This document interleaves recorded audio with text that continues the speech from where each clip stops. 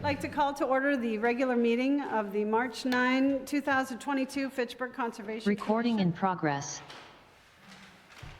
And welcome everyone. The Conservation Commission has 7 members. Members are citizens residing in Fitchburg, Massachusetts.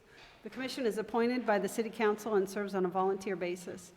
This commission collaborates with the residents, businesses, and organizations to facilitate compliance with the 8 interests of the Wetlands Protection Act and the Fitchburg Wetlands Bylaw. Meetings of this commission are subject to and abide by the open meeting law. If you would like more information about any of these regulations, feel free to ask a commissioner, agent, or environmental consultant. Thank you for your commitment to the conservation of our natural resources. And thank you for your patience as we navigate this hybrid meeting in a snowstorm. The commission requests that folks wishing to speak approach the podium and speak clearly into the microphone, and remote attendees maintain microphones on mute for privacy. If you would like to speak, use the chat or raise your hand function to alert the chair of your intention. Let's start by call the order. Commissioner Bro. Good evening, I'm here. Commissioner Baker. Hi, I'm here from Florida.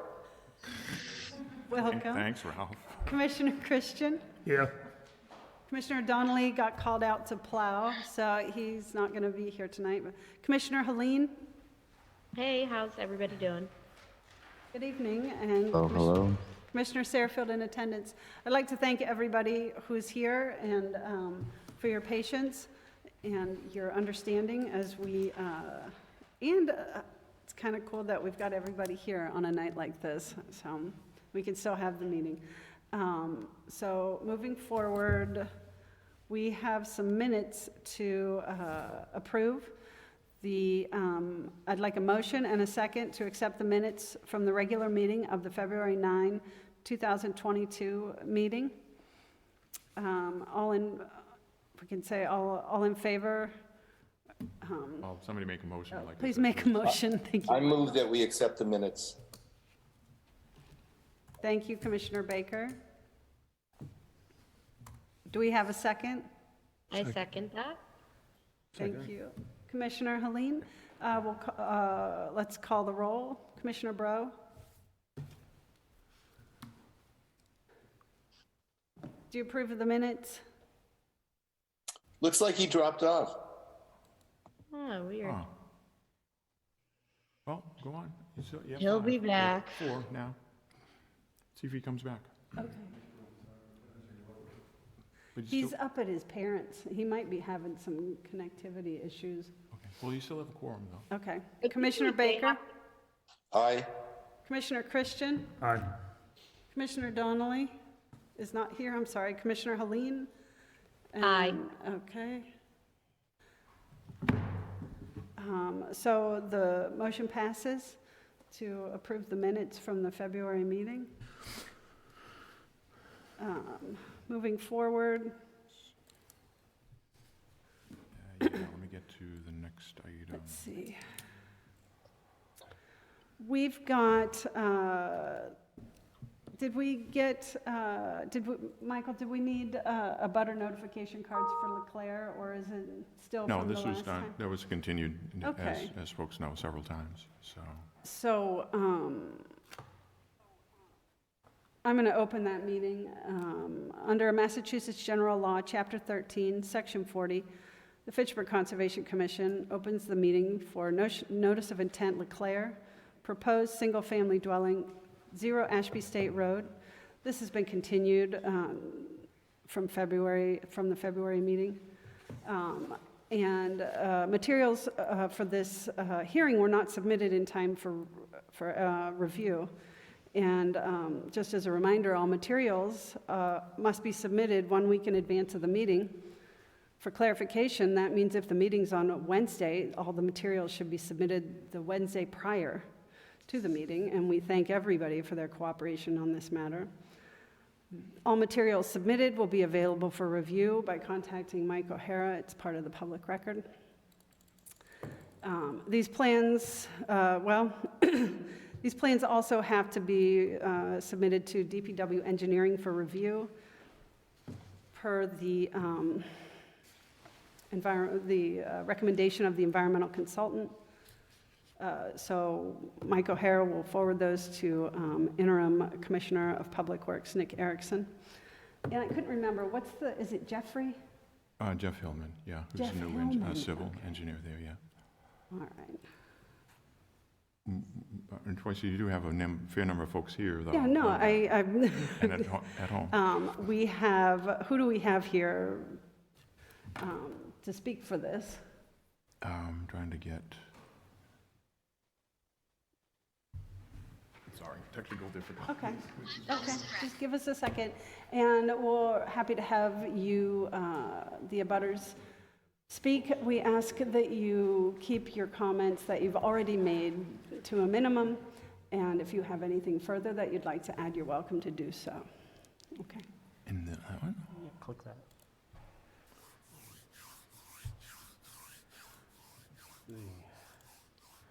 It's interesting. How's your screen sharing at the moment? I don't think so. It isn't showing on the screen, though. Yeah, I'm just looking at a whole list of. Mike, you're sharing a document that I can see.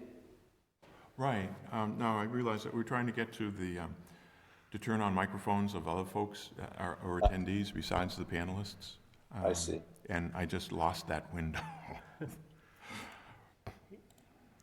just going to stop screen sharing for a Yeah. moment so we can bring that back. Okay. There you are. I would hope it's not a matter of not being able to access that while we're screen sharing, but yes, Yeah. you'll be able to allow to talk to have everybody. Okay. And maybe if that's made much smaller and brought to the side or something? I don't know. Well, okay. I see Kyle Burchard, the engineer from GPR. He's here, Tracy, for Ashby State Road. Hello. Mr. Bouchard, Yes, hi, welcome. thank you. Like I said, we haven't, we didn't get the information in the, by the deadline, so we have, out of respect for our volunteer commissioners, we have to give them the appropriate amount of time to review all the materials that are submitted. Is there I anything you'd appreciate like to that. tell us quickly? Thank you very much to the commission for accepting the materials that were updated to show revised drainage calculation, computations and design in accordance with the peer review or reviewers' requests for clarifications. Kyle, can you just speak up just a little bit? It's kind of muffled and kind of very soft. Sure, no problem. Is this better? Getting there. Okay. I'm not sure why my microphone seems to be low. I don't know if there's any adjustments on your end, but let me just say thanks to the commission and to the members of the community for accepting the updated materials. Apologize for not getting them in a sufficient time for review for this hearing.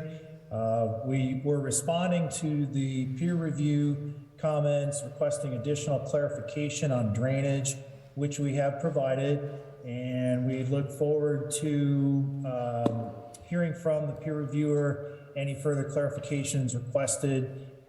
We have designed a compliant stormwater mitigation plan with appropriate wetland replication, and we look forward to the continuance of this hearing. Unfortunately, Mark LaValle is moving on to a different professional career track, and I'll be joining you. So apologize for that as well. Thank you, Mr. Bouchard. Let's see, do you want to have Tim? Yeah. Let's see. Mr. Smith, would you like to comment? Yes, actually, I would, Madam Chair. So I think everyone should be aware, one of the big changes that's been made to the plan is as Kyle described, or Kyle talked about, they did completely revamp the drainage system. Kyle, can you just give an overview of what you had proposed before for the drainage and how that's changed? You know, I wasn't as familiar with the previous drainage system, but I can tell you that a sediment forward bay with appropriate side ditches along the driveway that go into and make their way to a infiltration basin and then overflow to the wetland replication area before they get into the floodplain and existing wetland area has been provided. So if I can just interrupt, so those are all new features on the plan? Yes, as far as I understand, you know, again, the previous design I was not so much involved in. I perhaps should be better versed in what had been done before, but I do know that the drainage system has been quite a bit revised. There was, you know, there is quite a bit of grading that's required in order to make this happen, and we were able to find a place to put in additional drainage to comply with the Massachusetts stormwater standards. Right, so initially, your team argued that the stormwater standards didn't apply. We pushed back on that, and now you've revised the plan to make the plan comply with the stormwater standards. So, and that's a big deal because the city has experienced frequent flooding of John Fitch Highway, and this eventually this drainage does flow into a stream, which does get in flow in Baker Brook, which is adjacent to John Fitch Highway and overtops its banks. And the neighbors have been very concerned about the high groundwater conditions. So I'm really glad to see that you're, and again, so as Tracy said, the chair said, our engineering department is going to be reviewing the plans and those drainage plans, but the plan has definitely moved in a good direction. Thank you. We certainly want to do our part within the city to not exacerbate any existing drainage conditions by providing a Mass Stormwater Handbook and standards compliant design. Certainly, we believe that's achieving just that. Tracy, that's all I had. Thank you, Mr. Smith, and thank you, Mr. Burchard. Do you have anything further? I'm sure you'll be hearing from the engineering department, and we'll speak with you next month. Thank you very much. But if you have any questions or any concerns, please reach out, and we certainly want to work with all of the stakeholders so that we can get this taken care of. Moving forward, let's open the floor for public comment. Would anyone like to speak in favor of or against this hearing or would like to request more information? Please state your name and address for the record. Is there anybody, let's go, is there anyone, Tell the folks to raise their hand so I can see. is there anyone on remote? Well, there are some neighbors, that's why if folks who are just willing to hit the hand raise button. Go ahead and raise your hand if you're on the remote. I see Mr. Wenzel, he's been here before, unable to be here in person tonight. I also am going to ask respectfully that if you have new comments, we'd like those people to go first. And please, if you'd like to speak in favor of or against, let us know. If you, and out of respect for everybody, if you've already made these comments, we'd like you to be very concise in your, what you tell us. There was a neighbor, sorry, let me get the name again, who sent me an email, Ricardo, if he might have something to say as well. He sent me a little video. But I don't see his hand raised or anything like that. Is Lloyd's hand raised? No. Lloyd, if you're there, you can add your name. I don't know if you can hear me. Yeah, you can now. That's why I turned your mic on. Oh, okay, thanks. Well, no, I did have that video that I did submit that I wanted the commission to be able to see, and even along with the engineering firm to see what they have to say about that. Okay, let's, The pictures, I don't know if you can bring them up, but that is where we were at the day we took the walk to the property. And this is exactly where the house was supposed to be. And if you remember that day, there was a puddle there, but we thought it might have just been rainwater. But this is the puddle as of Sunday. I think I took it. There is some audio with that kind of explains it. That one there, that video there is the one that runs behind Fisher Road. That's not the one where the house is going to be built. right, I think that, But this is also about 20 or 30 feet from where the house is going to be built. This is where the house is going to be, no, I'm sorry, that's still behind my property. Actually, it's behind Christine's property as well. okay, let's go back.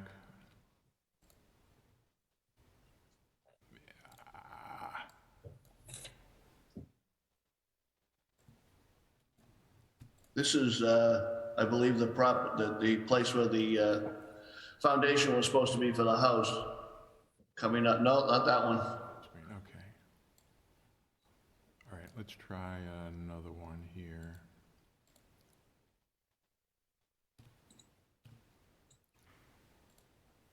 So I'm not sure in which order these are, so let me know when we get to the one you were referring to. No, that's the same. It's the same one. That's the same one. Let's go to this videotape. That's where the house is supposed to be, the foundation's supposed to be. That was the place the day we were out on our walk that there was a puddle there, and we kind of poked around and said, well, it's probably just sitting there because of ledge. Which I think we all agreed that opening there was probably dug at some point for something, because it doesn't go along with the lay of the land, if it were.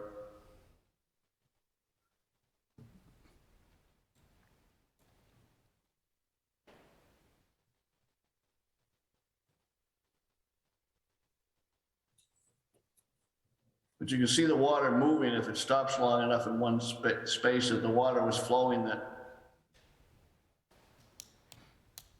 Skip ahead. Water's coming from the ground. It's not flowing like a river. It's coming from out of the ground. And then there was one more.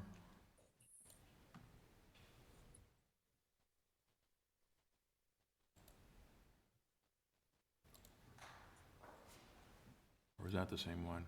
Sorry. Go full screen.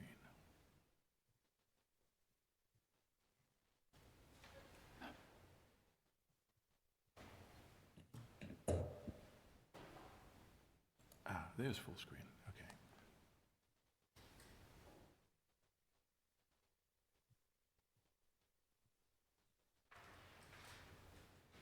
Laura, was that the house location as well?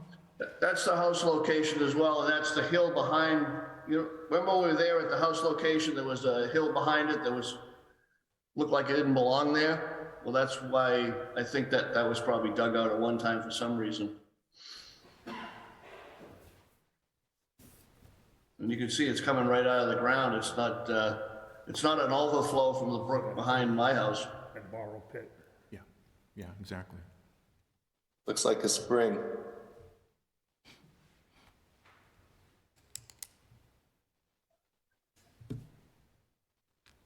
And we're coming to the end of this, so.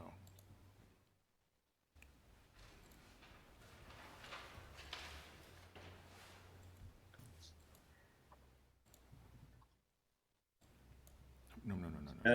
I put in that one, the stream behind my house, just for the fact that we were that close to it, but we never went to it.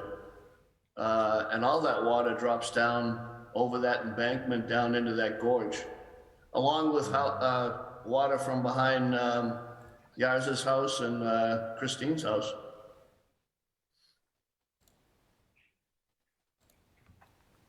Let's go back to the plan here, just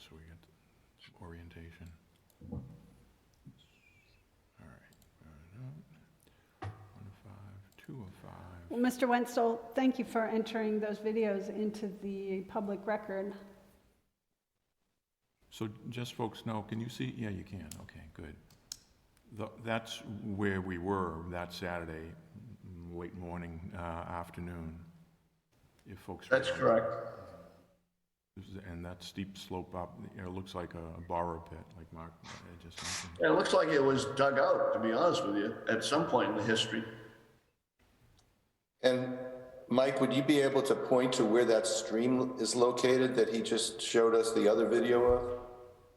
I need to move a couple of boxes around here. Sorry, Brian, I gotta bump you over to the. It looks like it's delineated by that, It's okay. yeah, right over there, Oh, sure. right, oh, that? Okay. Yeah, in fact, it has a little thing that says Lloyd and Sharon's property or something That's there. right. Yeah. Eventually, they'll spell your name right, Lloyd. No, they didn't, but that's all right. I know what they meant. Yeah, so this is what we're talking about.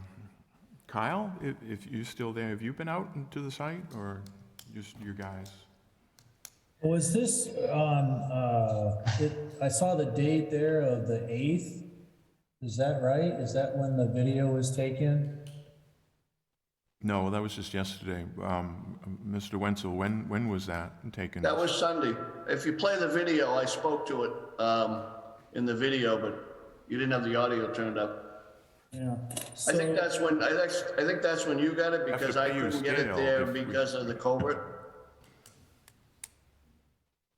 So there was a site walk where this area was walked, and then this video was taken on a day when there was melt and water and it was wet. Is that right? Yeah, that was the warm day. That was about a little afternoon time, I think. Okay. I was curious because I know what happens to my property when that happens, and I just wanted to know if that got worse or got better or was copacetic with what it was that day, and it was not.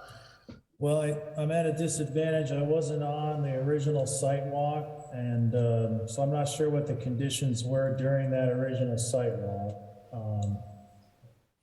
So it's hard for me to articulate much about a warm, melting day in this area.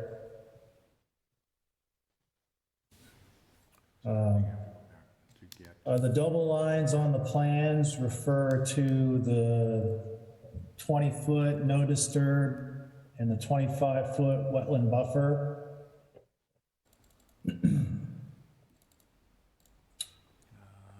So those are the double lines that you would see on the plans, Mike? Yep, want to get it back up again, sorry.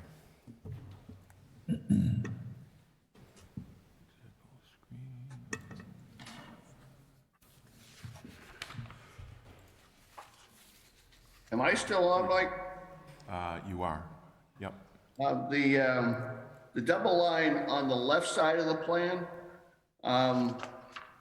it makes you believe that that water comes not from where the house is gonna be, but from further up the hill, the way it's drawn on the plan, if you look at the plan, on the left side of the house. Yeah, the double line is not intended to represent any kind of a stream or anything like that. The double line is just showing, there's two buffers associated with Fitchburg's regulations. One is a no build, and then the other is a no structure, and they're 20 and 25 feet respectively. So they just happen to be right next to each other. Well, the day we walked the property, the line on the left side, that wetland went all the way down to the back of Mr. Foster's house. I mean, that was mucky wetland.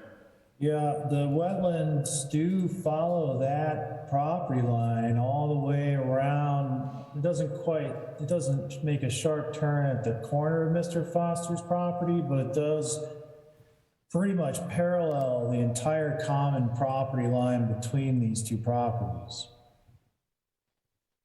It's definitely wet down there. Well, I interpreted it as it was where the water was coming from. I guess that was my mistake, but that's another reason why I kind of went down there and took that video to help you out. Okay, do you have anything else for us, Mr. Wenzel?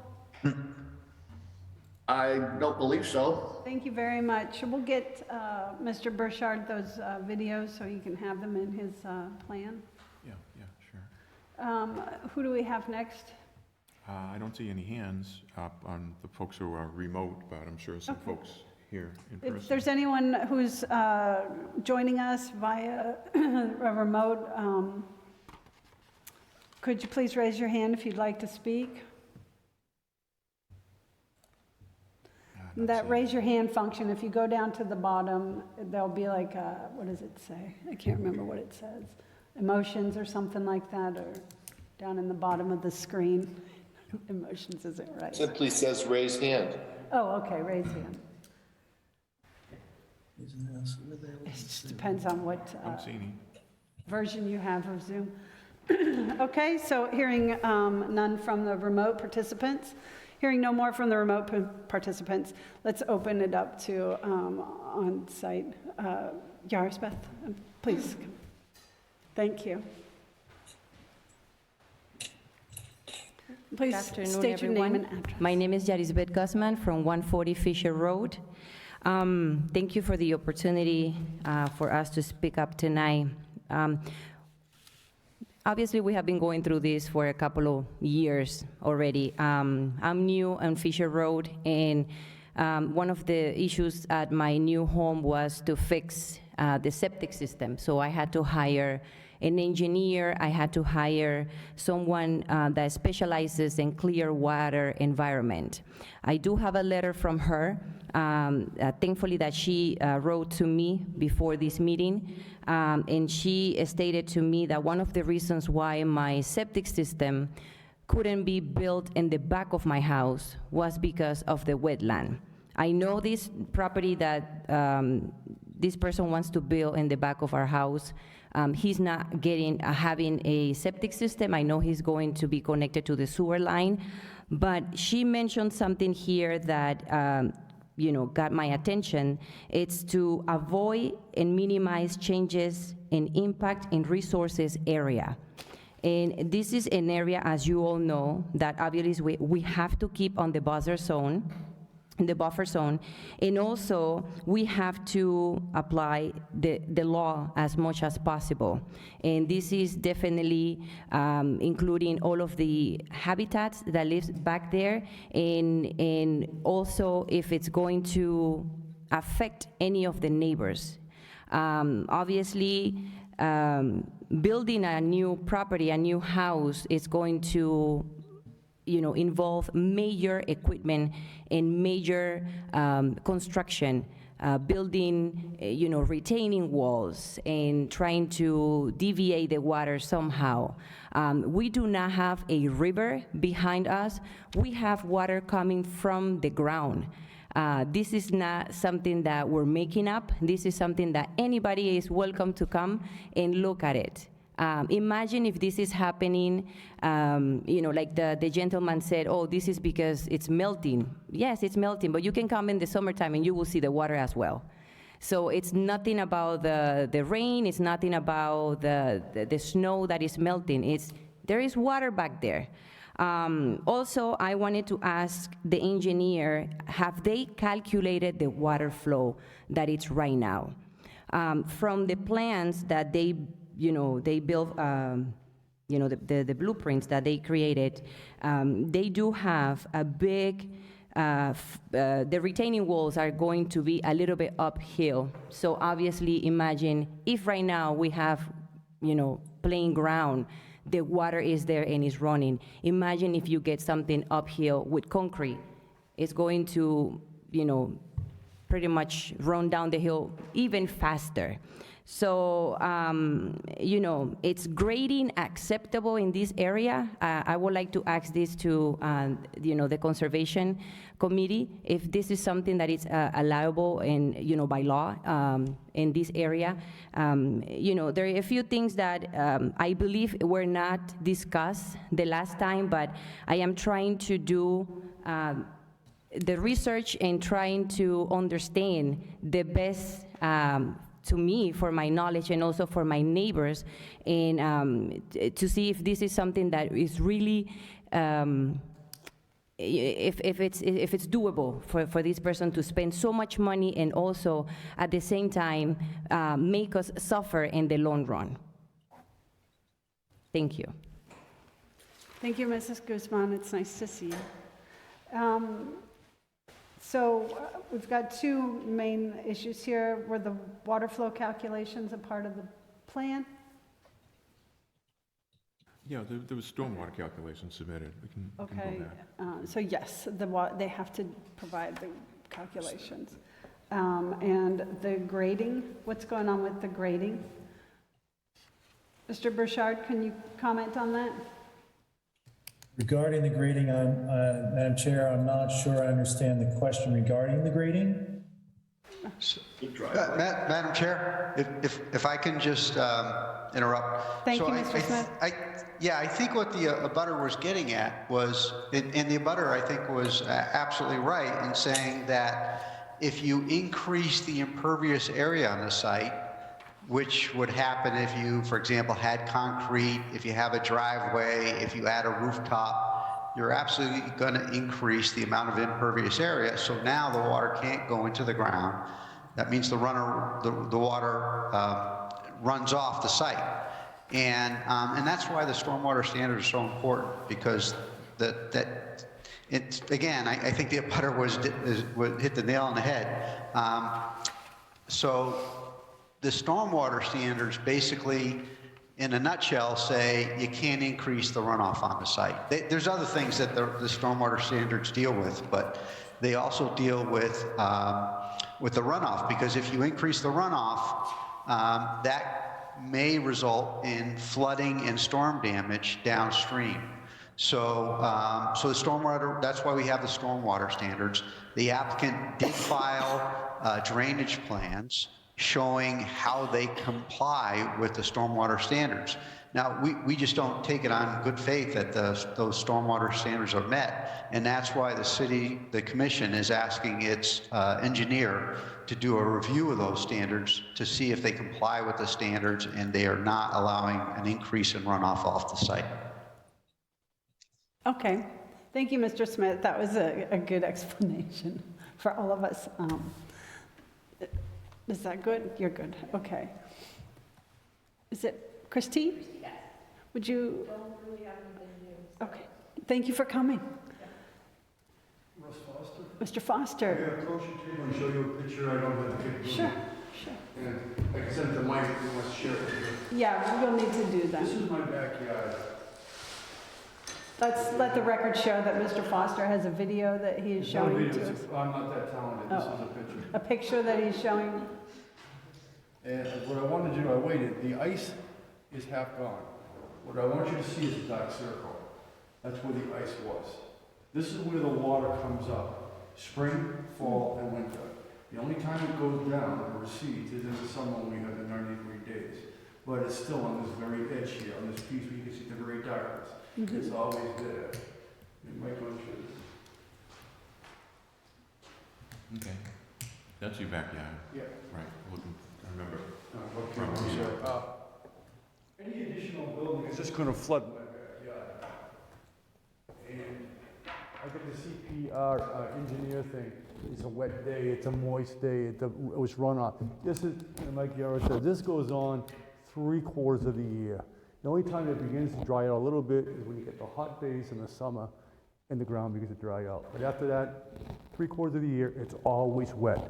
I wear boots every time I have to go in there because it's all muck. Now, you're gonna move soil and disturb it. Where's the water gonna go? Water flows downhill. Guess who lives downhill? I do. And that's where the water's going. And That's all it do, it's gonna increase the water flow on my property and other people. I have ice sheet every year back there, every winter because of the water. I can't get rid of it. I maintain it, but I can't get rid of it. Any more water, you're gonna flood me out. I said that before. The other thing I'll just want to mention is all this work that's being done on this property. This is more paperwork than they had for D-Day. For a little piece of property you want to build a house on. So that must tell us something. There must be so many things that we have to deal with on this wet soil. And in order to create a house, it doesn't make sense to me. Why you would go through all this? It must be $200,000 of construction work just to get in there to build a house. That doesn't make sense. 60 pages of work to put one house in, that should tell us something. There's a lot of problems on this land. Now, that's all I have to say. Everything else I've already said. Thank you, Mr. Foster. Thank you for coming out tonight. Do we have anyone else? Wait, let's see. Do we have anyone else from the public that would like to speak? Hearing no more from the public, let's turn to the commissioners. Do we have the commissioners with any concerns? And I want to let the commissioners know that the information that was received, you'll have ample time to review it for next month. Did we lose Mary? No, here. Oh, okay, she's, okay. So are there any commissioners with questions or concerns? Tracy, there's been a lot of review here. I feel like I am still coming up short to support the project. I just see a lot of potential and a lot of concern like we've heard tonight. I just feel like even with all these modifications, the footprint of the plot itself is just still coming up short, and I just feel like there's going to be some long-term water damage on the site. Thank you, Commissioner Bro. Do we have any other commissioners that have comments at this time? So, Mr. Smith, do you have any further comments? No, only in that, so I do know that when we did our on-site, it did appear that groundwater, there was groundwater breakout. So it's been referred to as the borrow pit, where the location of the home. And so there was apparently some excavation sometime in the past, and it appears that they may have dug close to or at the groundwater table, and groundwater's breaking out, which is I think it was Ralph referred to it as a spring, and I think he's probably correct. But we did look at the soils. In the soils, we did not see hydric soils, so we didn't. But so that's where it gets tricky, because it takes time for those soil conditions to evolve, and just like it takes time for the wetland vegetation to become established. So in my mind, is it a wetland now? I don't think so, but will it be a wetland in the future? Yeah, over time, I think it probably will evolve into a wetland, because it's got the wet conditions. It's just, those wet conditions are relatively new, because the excavation was done sometime. The excavation wasn't done 100 years ago, but it was done, it seems, more recently, because again, the soils haven't. So over time, what happens, right, is you have a seasonal high water table, and the water table fluctuates, and the water table fluctuates. It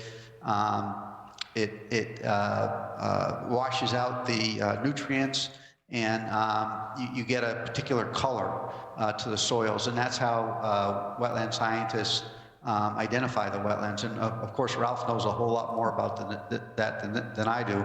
But the point being that takes time. That happens over many years, where those soils get characteristics of hydric soils. So we may have an evolving wetland. So it makes it a very, very difficult issue, because they're not wetlands yet, and they're not afforded protection under the Wetlands Protection Act. yet. But Ralph, do you have anything to add to that? Yes, I do. Thank you, Tim. What you're referring to, Tim, are the indicators of wetlands. There's two, the vegetation and the coloration in the soils that renders them hydrant. But from a very basic standpoint, it appears to me that the hydrology is such that it is currently a wetland. And I think that's because when the borrow pit was excavated, they dug down into the water table, and the water table is present at the surface. So I don't know about the legal nuances of what you do when you don't have the common vegetative or hydric soils indicators, but you clearly have a wetland and a water table at the surface. Seems to me that common sense would suggest this is a wetland. But I don't know, if there's a legal aspect to that we need to look into. That's all. Yeah, Ralph, so yeah, I think you're absolutely correct, but they're actually right, three indicators. There's the soils, the vegetation or botany, and the hydrology, right? And standing water is one of the indicators of a wetland. So it does, I would agree, it does, we should look into it further. Just for the record, so folks know, Mr. Baker has a doctorate in soil science, so he knows whereof he speaks. Yes, and we're extremely thankful for his service to the commission. So thank you, Ralph, and thank you, Mr. Smith. I think we need a motion at this time to continue this until next month, once... Mr. Erickson has anything to add? Yeah. Hey, can you hear Can me? you say, just a second, Hold on just a second, Mr. Erickson, go Someone ahead, in just say person your first. name. We can hear you, Nick. Nick. So, Christine Fagoni, I'm at 162 Fisher Road. I had a question. So they, a few years ago, put in the solar farm above us in the apple orchard that used to be there. Has anyone done any kind of like impact study to see what has happened from that? Because I've noticed, just from living there, that hill in front of us, every time it rains or there's snow and it melts, it's eroding pretty rapidly. So I don't know if that's just like a change in the water flow because all those trees are gone now. Nothing's absorbing that water anymore. So I don't know if anyone's done any kind of research in terms of where that water is now going or how it's affecting the landscape around us. Because I've noticed just from living in my home that there's a lot more water. Yeah, I could see that because there was several, I don't know how many acres that was Almost cut. 50 acres, yeah. Right. And so folks know and the commission knows, there's still an outstanding order of conditions. The street address is 239, I think, Fisher, the old Lewis West Orchard. They have requested that the commission consider issuing a certificate of compliance, but of course, you can't tell now, So, but we'll schedule a site visit and and take that into consideration, particularly on that side where it starts to slope down towards Fisher Road.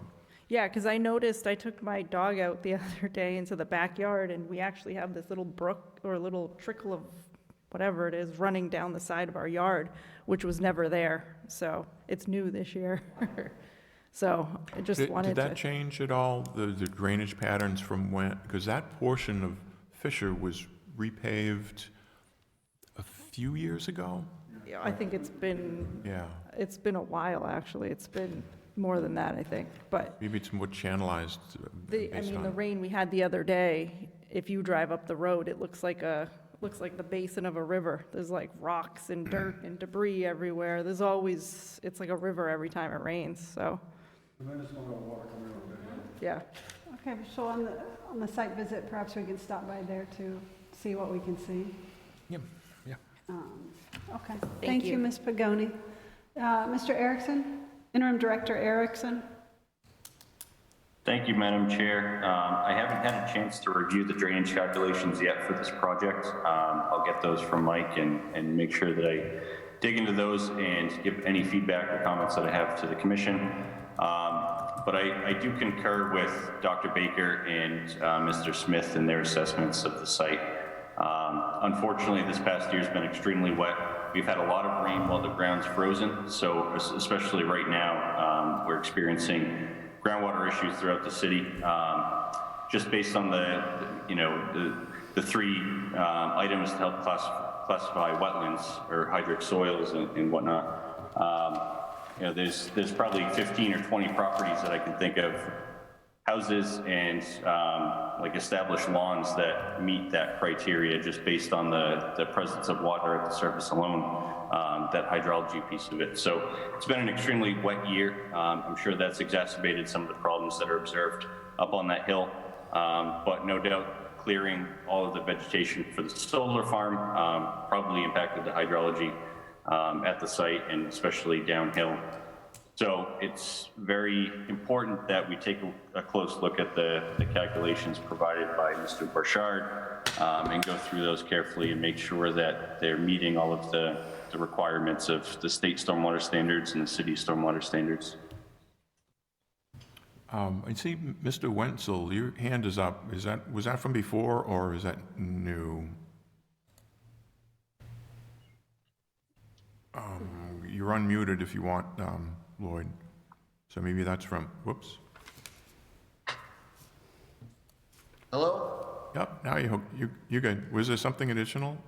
Well, you might have already said it more intelligent than I would, but with that solar farm and all those trees down and all those solar panels up, which are basically a concrete driveway to the land, as far as the water runoff, doesn't that accelerate the water runoff and collect it and drop it on the ground? And from what I remember, Lloyd, I think they take that into consideration, though, and the coefficient of runoff compared to what it was when the orchard was there. You know? Well, I know Christine is right, because the last couple of cold snaps we had to have the bulldozer come down and scrape the ice out of that side of the road because the salt and the sand wouldn't do it. In fact, we had ruts that some of the cars without four-wheel drive could get stuck because the ruts from the running water eroded the ice and left a hump of ice in the middle of the road. Okay, we're going to move forward. Thank you, Mr. Wenzel. Thank you. Mr. Foster? I disagree with Mr. Erickson, who said this is a one-time event. I've lived in my house for 27 years. I've been dealing with this for 27 years and making little changes to try to keep the water away.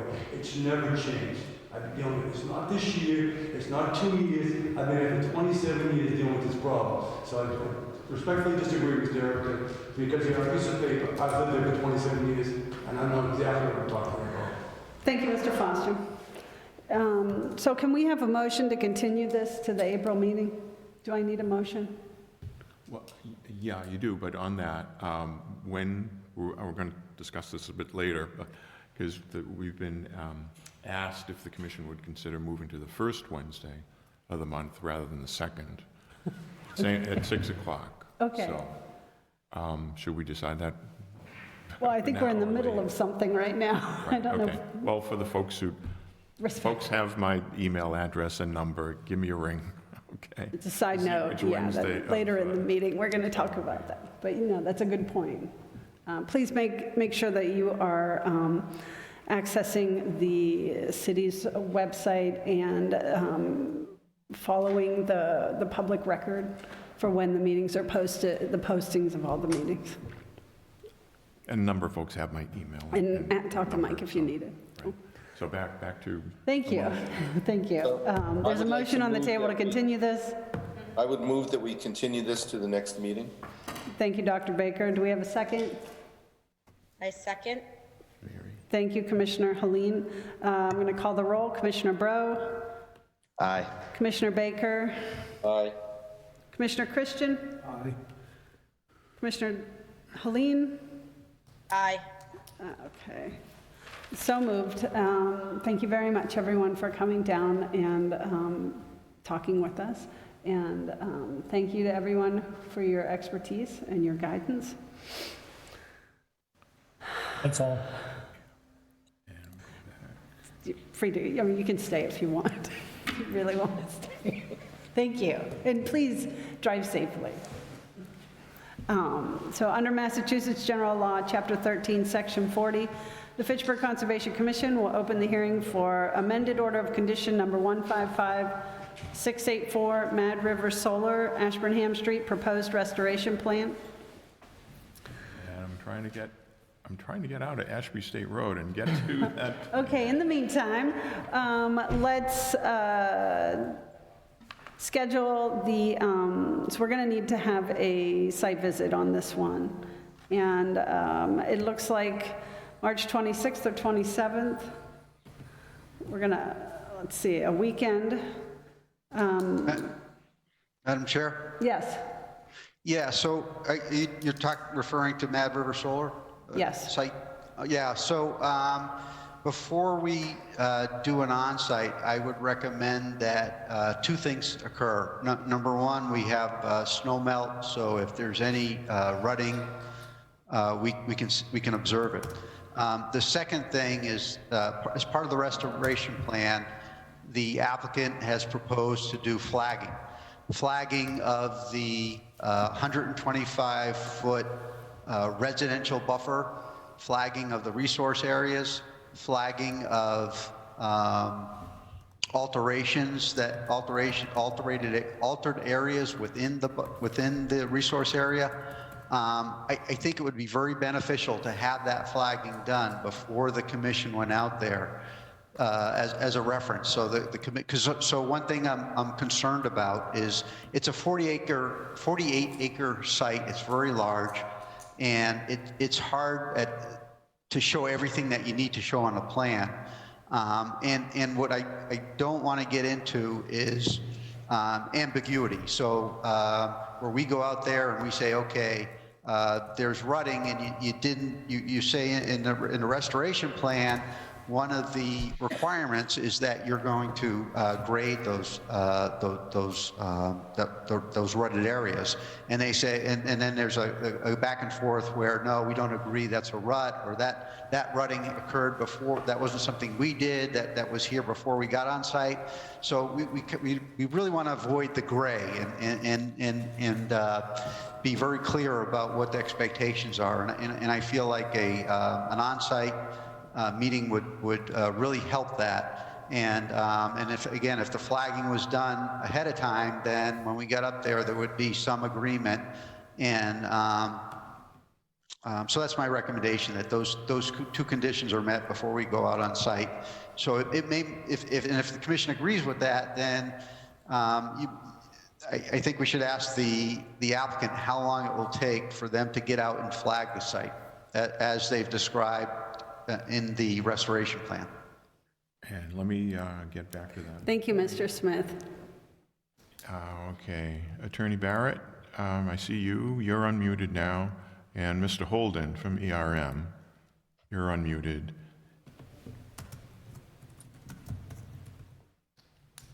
Hello? Yeah, hi, John. Okay, hi, Mr. O'Hara. Madam Chairwoman, members of the commission, thank you. I wasn't quite sure if we had actually started on this, if you were still finishing up some business on the previous one, and thank you, Mr. Smith, for your involvement. And it's hard for me to tell who exactly is here on my screen, but from what Mike said, I guess at least Mr. Holden is here. So also, just so you know, folks, because you can't see, Ms. Bart, I think, who is from, oh, no, that's a different issue. Sorry, I think. I think Mr. Holden is the only one from ERM. Correct me if I'm wrong, Steve. I can't see the email, which would... Hi, Alexia O'Brien is also here with ERM. Ah, okay, hi. Oh, that's right, you sent the green cards just this afternoon. Right. Her name's Alexia O'Brien. Sorry, John. So go ahead. If I might, Mike and Madam Chairwoman, I think, you know, to take off from where Tim Smith just made some comments about the process here, what we need to do next. Again, let me just say that Mad River is committed to trying to rectify this situation. You know, we've engaged ERM to prepare the remediation plan, which I think hopefully you've all had a chance to look at. I know Mr. Smith has had a chance to look at it and has given some comments and critiques, you know, in a paper that he sent over recently. And it appears that is one thing that needs to happen is a site visit. So I guess I would suggest at this point that maybe Mr. Holden can maybe speak to the remediation plan generally.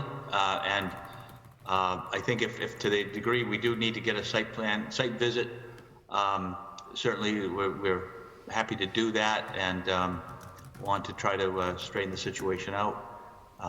So I don't know, Steve, if you can pick it up from there. Trying to do that now, John. Yeah, sure. Yeah, if you'd like, we can run through the plan, or in the interest of time, if folks have reviewed it, we can skip that part. It's up to the commission. Okay, got it. And share. Any second? There we go. Okay, that's the narrative it goes along with. Let's zoom that up a bit. A little bit more. So, Madam Chair, so that Mike's bringing up my comments. If you'd like, I can. I won't read each comment, but I could paraphrase to go through and go through the comments quickly, if that'd help. Thank you, Mr. Smith. Okay, so so item 1 through 4 is just kind of general describing why the restoration plan was required and what the goals of the restoration plan are. And then item 5 is an outline of what the restoration plan proposes. So the restoration plan, as I said, one of the first things it proposes is that flagging is done. And as I also indicated, the applicant has offered to flag the wetland resource areas, the 125-foot no disturbance residential buffer, and the logging activity limits within these areas. And I think, again, that's pretty critical that I'd like to see that done before we go out on site, because I think that'll be really helpful to have those references out in the field. The applicant has proposed to do an erosion sedimentation control. They've proposed monitoring inspections.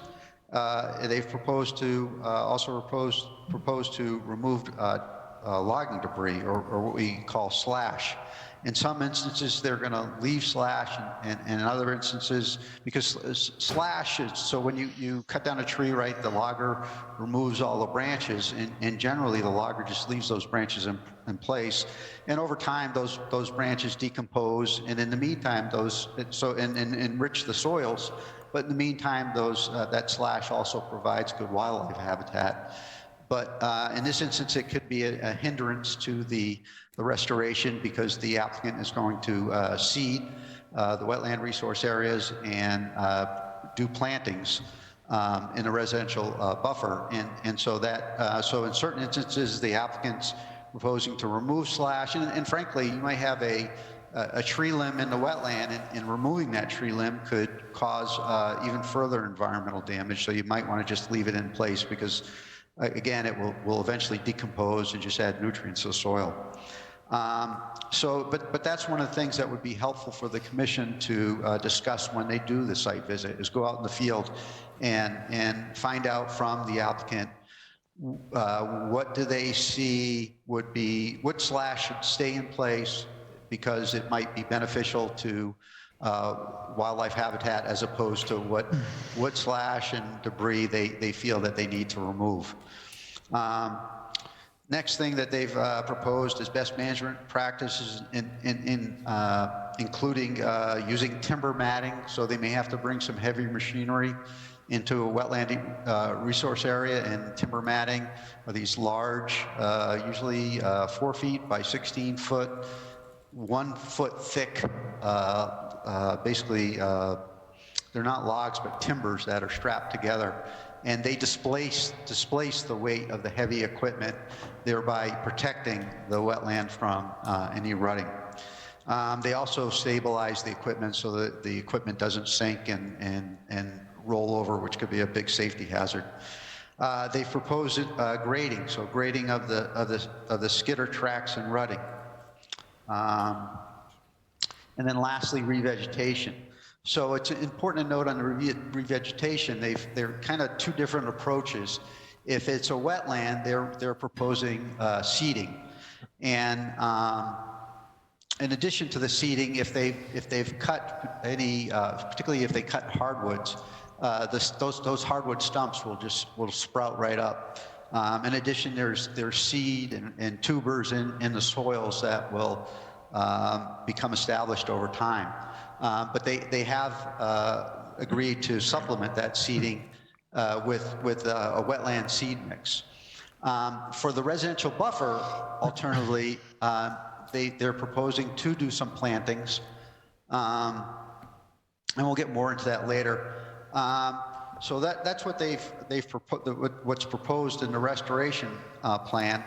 And one of the things in item 6, one of the things I'm proposing is that restoration work be approved before Mad River Solar goes forward with the solar project. So it's almost a phased approach to the project.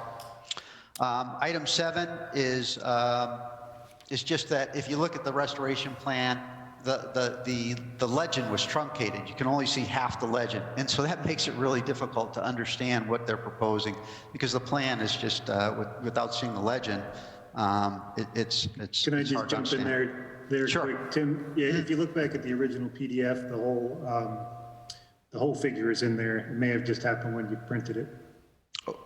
Okay, well, I looked at it online, but okay, I'll take your word for it. So yeah, but as long as we have a copy of the full drawing, that'd be useful. Item 8, I'm asking for a more detailed schedule. So they've done this logging operation. I know it's the commission's intent not to let this go. So it wouldn't be fair, right, to say, okay, let's do the restoration 5 years from now, right? And I don't think that's I think it's the applicant's intent. In fact, the applicant does say they want to start this restoration work in the spring, which is great. I think I think everybody's agreement that makes sense. But then when is that restoration complete? And again, just to like to see a little bit more detail around the schedule, and some assurance that the restoration is going to be done in a timely manner, and that schedule could be put right into the modified order of conditions. Number 9 is want to ensure that it's a qualified wetland scientist that oversees the work. Number 10 is discusses the reporting that the wetland scientist would provide to the commission, so that the commission has documentation that the restoration is going according to plan and is acceptable. Number 11 is talks about the revegetation.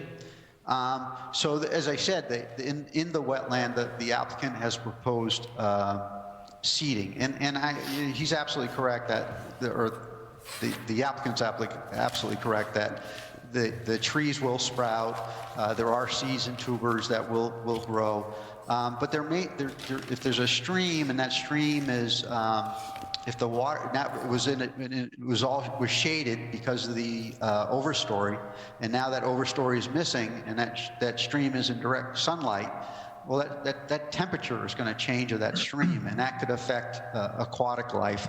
So in those instances, we may want to require that trees be planted to shade the stream. And again, that's something that we can look at when we go out on site.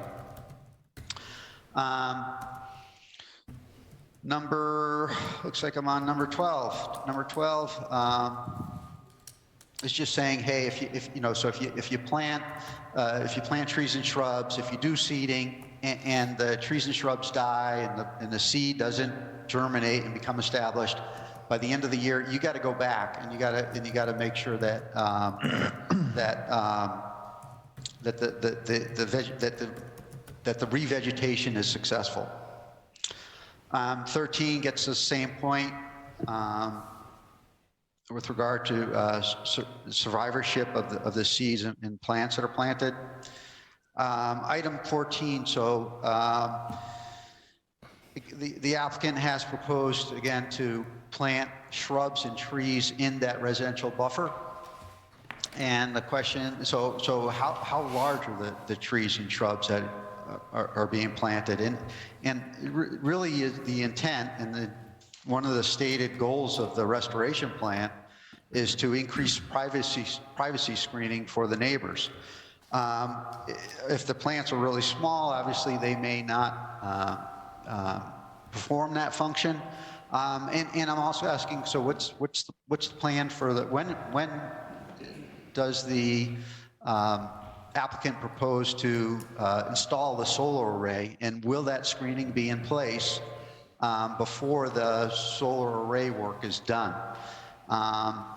And and what other options are there? So maybe maybe there's some green fencing, for example, that provides screening for the neighbors. So just like to hear from and I'm sure the abutters are interested in hearing what's being done in that regard.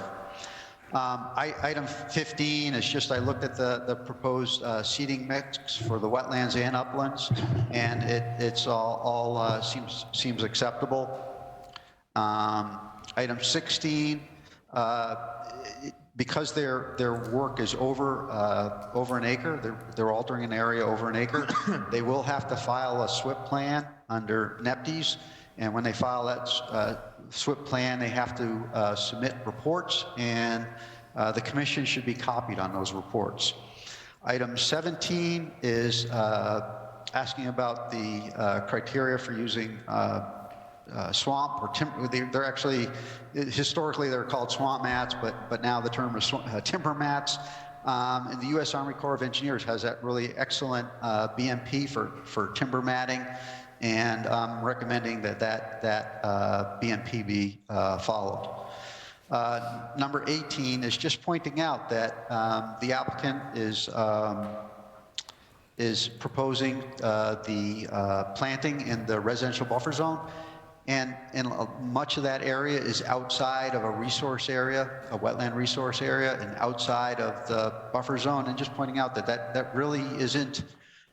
It's in the restoration plan, but it's really not in the Conservation Commission's jurisdiction. As the commissioners know, they have legal jurisdiction in the wetland, and in the buffer zone, but they don't have in the any jurisdiction in an upland area. And most of that residential buffer zone is in an upland area. But I think it's great that the applicant wants to work with us, and hopefully we can work cooperatively and find a solution that that people are satisfied with. Item 19 is just talking about the fact that the restoration plan lacks detail, but it is a 48 acre site, so it's really hard to show all that detail on a 48 acre site, and I think the money would be better spent, rather than having to spend the money on the engineering or plans or drawings, spend the money on the restoration. And to ensure everyone's on the same page, I'm recommending that an on-site meeting be held.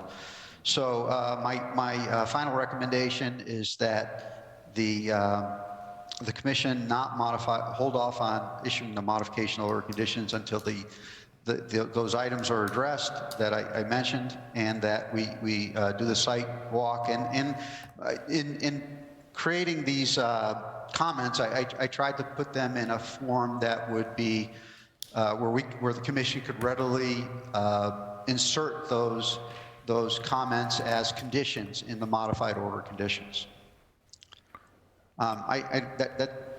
That's the recommendation. And at this point, are there any questions?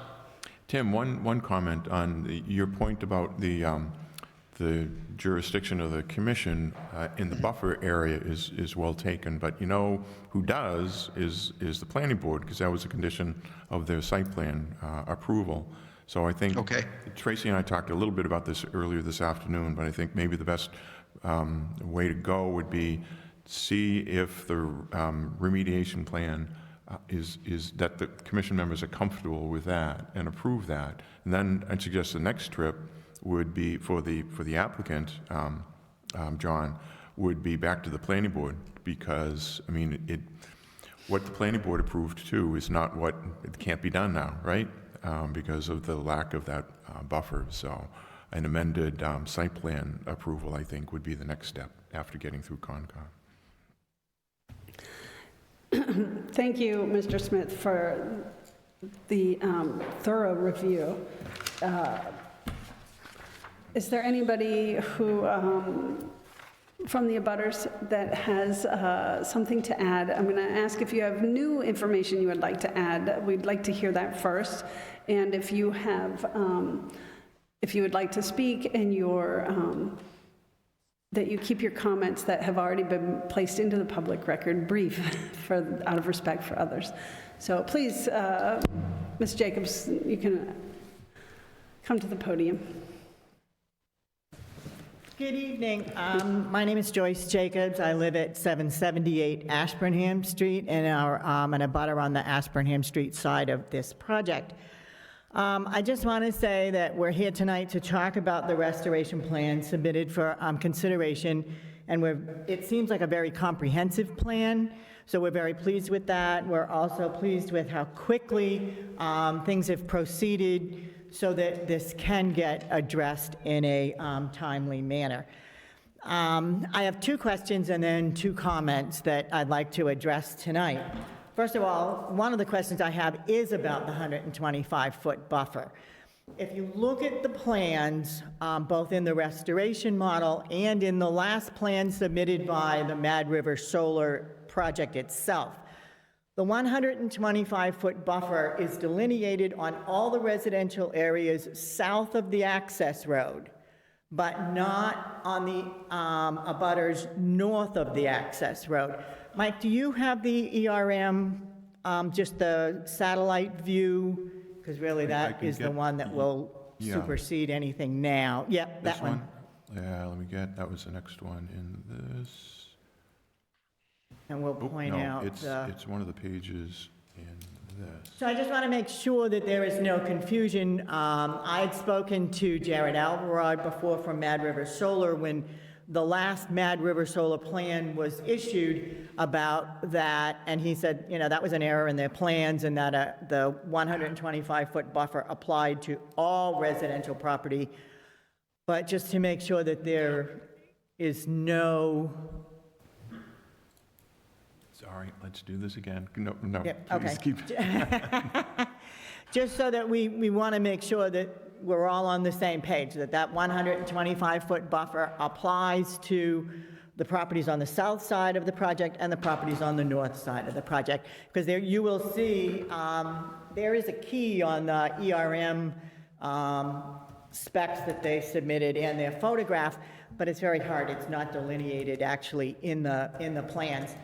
On the Mad River Solar plan, though, there is areas where it's at 50 foot, so it's not the 125-foot buffer. I'm trying to get it up now. This is frozen a couple of times. All right, Mike, if you want, while you're doing that, I can go on to my second point just to save time because they are kind of interconnected. Point two is within the buffer zone that we're creating, or during the site walk, you will see there are trees that remained after the cutting that we question how stable those trees are. In the buffer zone, in particular, right on the abutter's property, some of those trees were now damaged. You will see that they're kind of leaning. They're still standing. They're still rooted.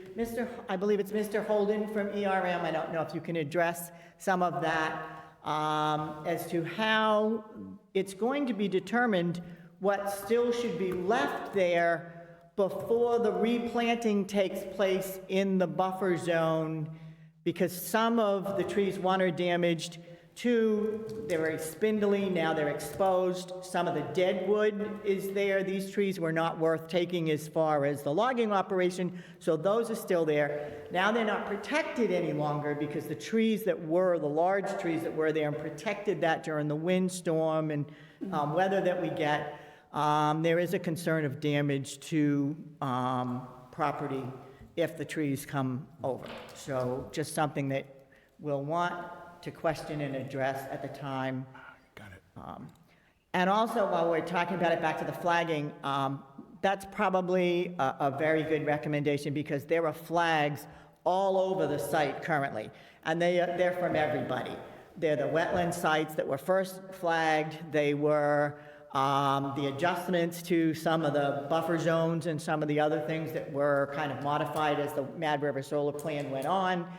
And then there are the flags there that the state forester put in for what was their kind of residential cut line. So, you can walk through there and it's like just flags flying everywhere. So it's going to be very hard. So if they can, the ERM people get up there, can take all of those out and delineate what is actually the work area in the wetlands and what's going to be done, it'll be much easier for the site walk.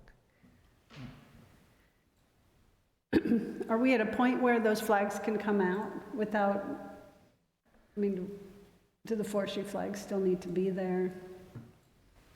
I wouldn't think so. I don't want to have flags removed that need to be. Right. And some of the wetland ones may be staying there. I'm not sure which ones need to come and which ones need to go, but if somebody goes in there and they flag on top of what's already there, we're not going to be able to tell, nobody's going to be able to tell where we are and what's going on. That one, Mike. Yeah, okay. And as you enlarge it, you will see the 125-foot buffer, or what is supposed to be the 125-foot buffer, on the south side in the lower right-hand corner. Yeah. Yeah. A little bit more? And I thought that's fine, Mike, because then you hit the upper end too at the same time. So down at from the middle, the center of that picture and into the lower right-hand corner, that where the yellow is, from the red to the yellow is the property line that's the buffer zone. Now when you go to the upper side one, Mike, can you move to the upper left? That, in some cases, is, especially where there's the two L's and then the one that jots up at the top, that's delineated on the Mad River Solar Plan is only 50 feet. And I can't tell, even from that picture or the ones that we're given, it does not appear to me that that is 125 feet. Madam Chair? Yes. Perhaps Mad River's representatives can answer Mrs. Jacobs' questions. What is the intent for the buffer, the residential buffer area? And her second question, which, I'm sorry, Mrs. Jacobs, what was your second issue? Well, the second question was, is how are we going to determine the trees that are left there, if they're stable enough to be there? Yep, thank you. So I guess the second question to Mad River's representatives is, can they remove the existing flagging before they replace the new flagging, or is there some commitment they still have with the state forester? And so those are two questions directed to Mad River. Mr. Holden? I guess on the flagging, Mad River doesn't have the agreement with the state forester, so that's the landowner. So I guess we just want to make that distinction there. So there would have to be Mr. some Holden, can you coordination turn there. your microphone up, please? I don't know how to turn a microphone up. That Are you sounds a good lot, now? that sounds better. Yeah, I'm good now. There was a Okay. little bit of static. I'll just move it closer to my mouth here. Can you hear me now? There you go. Yes, thank you. Yeah, just a question about the flagging and whether Mad River has an agreement with the state forester. I just want to make, remind everyone that Mad River, is not responsible for the logging. So that would be a communication between the logging company or the landowner and the state forester. So that would take some communication there. For the residential buffer, that one, in most areas, it was 125 foot from the parcel boundary.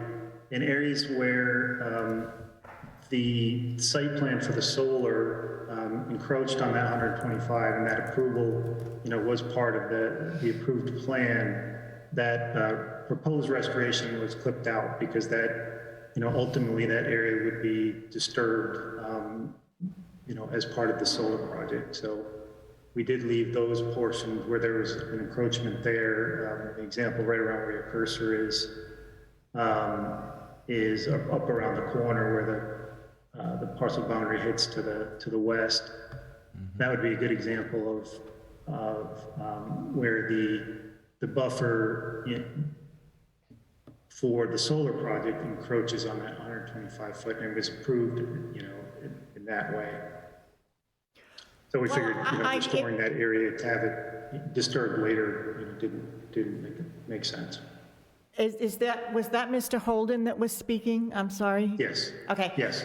So, Mr. Holden, I do understand that, the solar project does encroach in that area, but having spoken with Mr. Alvarado previously, and I have an email confirming that was an adjustment that was to be made for a 125-foot buffer throughout.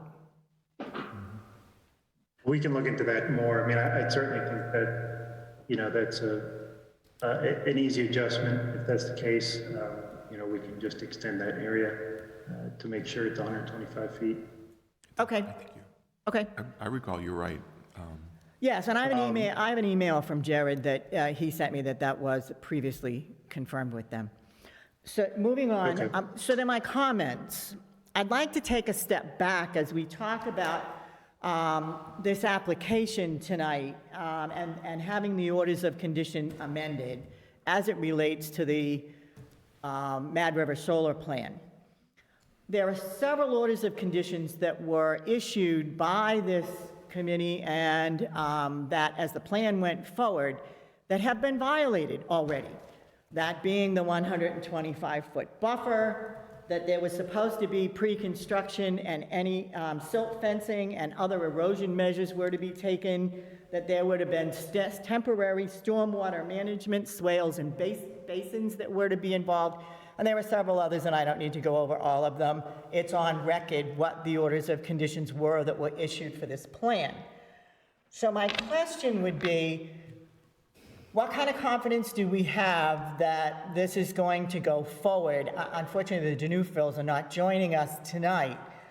But that being said, with this order of compliance that's going to be issued, I would ask the commission to consider requesting a performance bond be put in place to ensure that this restoration takes place.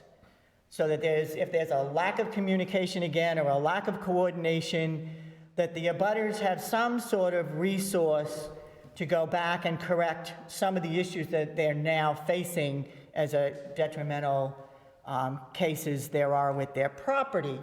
The amount of the bond would be determined by the commission, by Mr. Smith, there are criteria as to how that is determined, but I would ask that would be put in place prior to the order or as part of the order of condition, as hopefully a way that we could be assured that compliance to all of this will take place. There's not a lot of confidence right now that this restoration plan will actually be done as it's a good plan, and everybody's in favor of it, but we're not confident that it's actually going to take place.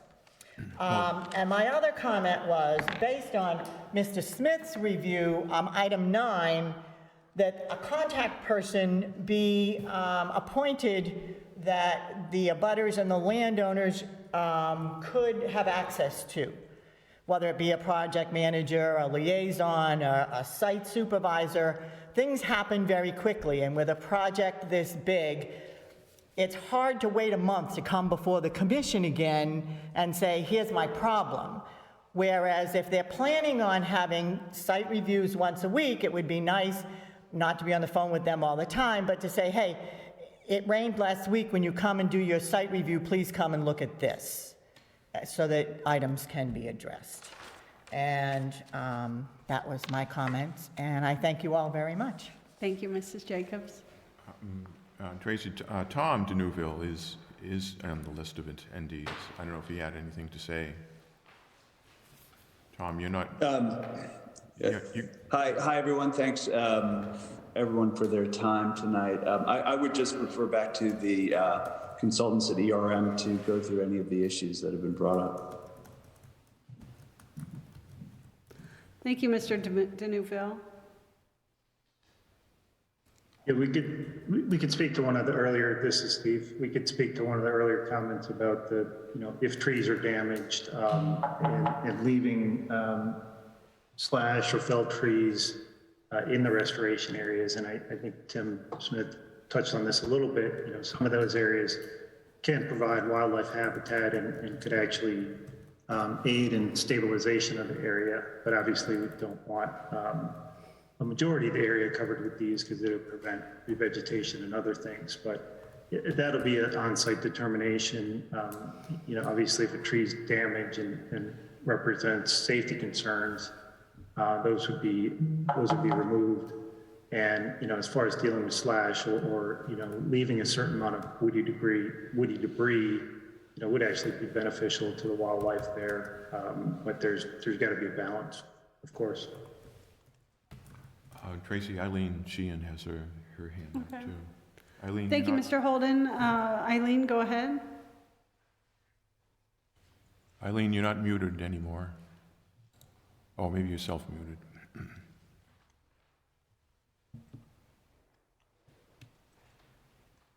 All right, can you hear me now? Yep, we can. Okay. They did, you have addressed the buffer zone for the south and a little to the west. I couldn't see the full plan there, and I don't know what they're doing towards the east, Stickney Road. There was really not a buffer there. It was all no build through all the wetlands. And I don't know that they're gonna be able to do 200-300 feet of replantings. What's the plan for that? Let me get that up again on the screen. There we go. So, oh, damn it.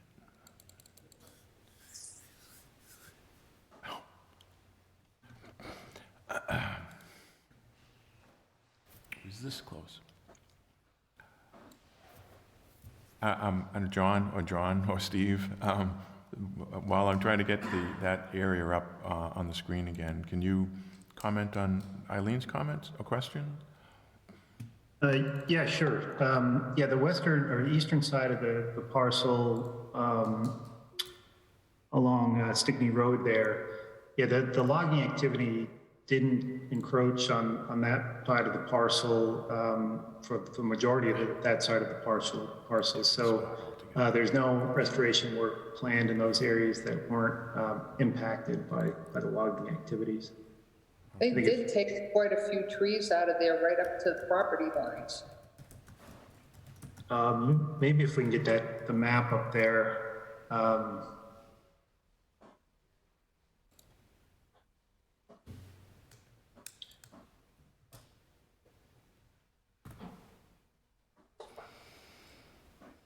And just pray it doesn't freeze up again.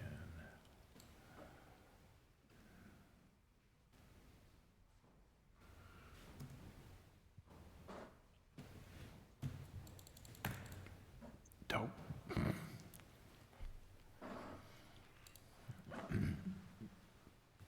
Do you want to move on? Yeah, okay. This keeps freezing when I try to It's pace okay. I mean, through. I think we're doing pretty well tonight. We've had videos, we're using technology to our advantage here, so. Yeah, there should be. Mr. Holden, you said there solid- was, Eileen, you're saying there was logging on that east side? Yes, definitely. They took the majority of the trees down in the two wetland areas. I mean, they didn't take everything, but they did take a considerable amount.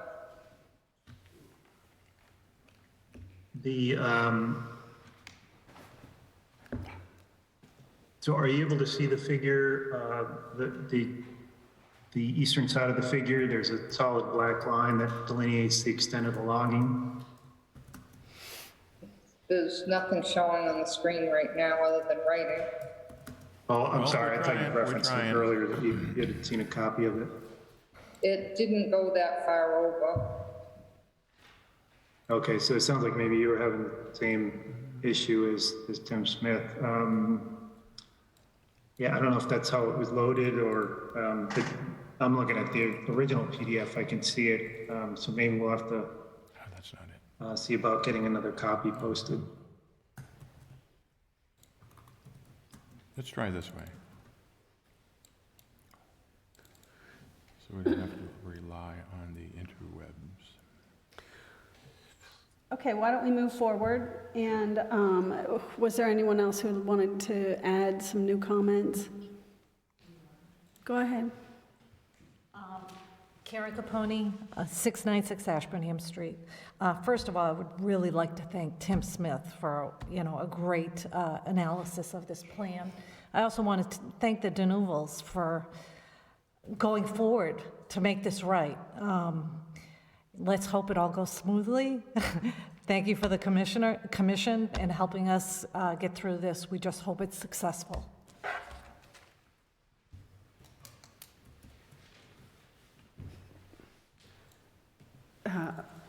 Ms. Capone, you're welcome from everyone you just thanked. That's really nice of you to say. We don't get a lot of that around here, so thank you. And I also appreciate it. I concur. Go ahead. Hi, I'm Catherine Haas. I live at 680 Ashburnham Street, so just a little bit south of where the Capones live. I want to sort of echo what Karen says. We've had a good experience in the last couple of meetings. It seemed to have dragged a little bit at the beginning, but it seems like we're moving forward now, which is great. The Deneuvils have been great. John has been really good in communicating with both of us. And I just wanted to point out, I sent a couple of videos to Commissioner O'Hara about the runoff that I'm experiencing on my property. And when we look at the remediation plan, a lot of what it seems to be concerned with is the privacy screen and not being able to, not having to like look at what has happened and what will be happening with the solar. But my personal concern on my piece of property is less that, and I don't so much mind what it looks like, and I mind more the water that's running straight through my property into Ashburnham Street. So I have heard from John Deneuvel about that, and he is aware of it, and so I'm just sort of tentatively hopeful, I guess I would say, that this remediation plan will solve that problem, but I'm a little bit skeptical that that will be the case because it doesn't seem to be, maybe back to what Tim Smith was saying, it doesn't seem to be specifically targeting anything directly behind my property where that water is running down into my property, and then also to the neighbor to the left of me. So that's all. Yeah, I would take it. Oh, go ahead. I'm sorry. No, if I could just comment. So there's definitely more water coming off that property, right? Because trees transpire water through the leaves. So and they take up a lot of water. In fact, when they want to increase yields at the Quabbin Reservoir, what they do is they cut trees in the watershed. and that they get more water. So unfortunately, there's going to be, for a while until more vegetation becomes established, it's going to be a wetter area. But one of my concerns, something that we can do something about, though, is if a log skidder diverted a stream and now that water is going into your property, that is something that we should look at correcting. Since we do have this up. Yeah, I think the idea of the plan is that, you know, installing those perimeter controls or BMPs, the silt fence, the filter stock, wattles, other things like that, will slow the movement of the water until that revegetation occurs. In most cases, you know, or in a lot of those areas, natural revegetation. You know, our thought is that even this spring, we'll see some vegetation sprouting in those areas where, you know, prior to restoration, in those areas where the trees were cut, and those temporary erosion controls will stabilize the areas or slow the flow and give those slopes, those areas a chance to revegetate, and ultimately address the issue of the drainage offsite. One other thing I just wanted to quickly add is that if you look at the 2019 solar plan, right where the water is sort of coming from that's going onto my property, the one next to it, there's a stormwater management basin that's on that solar plan. So I think it was known that there would be a water issue in this particular spot of this plan, and I suspect when eventually the solar goes in, and it is mentioned in the remediation plan that they will work on those basins again. So I guess just sort of another vote in the column of moving quickly through some of these processes so we can get those more advanced stormwater sort of solutions put in. That's right. Yeah, and those were designed with the idea that you'd have, you know, mostly impermeable surfaces there, either the solar arrays or even the compacted gravel roads between them, you know, which is the way those basins were calculated or designed to handle that capacity. And the hope is that you know, prior to the solar project, when there's vegetation there and permeable surfaces still available to absorb that water, that will you know, alleviate the problem until those, you know, the stormwater basins are installed and impervious areas are added to the site. And Madam Chair, so one thing that the commission could do is modify its order conditions to require that the drainage basins and drainage systems are rough graded before the solar panels are installed. Typically, a lot of times the drainage system is installed. It's one of the last things that happen in the development process. But if we could at least have it rough graded, the system rough graded before the solar panels, and that means it gets done at the beginning of the project and alleviates the project, the drainage issue at the very beginning of the project. Let's add that to the order. Yeah. Okay, thanks, Tim. You folks probably recall, that was done for a couple of the Nexamp ones out Ashby State Road, left-hand side. The basins were installed first. Okay. Okay, do we have anyone else? Counselor? Just here to, just enjoying our company? Okay. Anyone, Oh, I saw, do we have anyone in remote?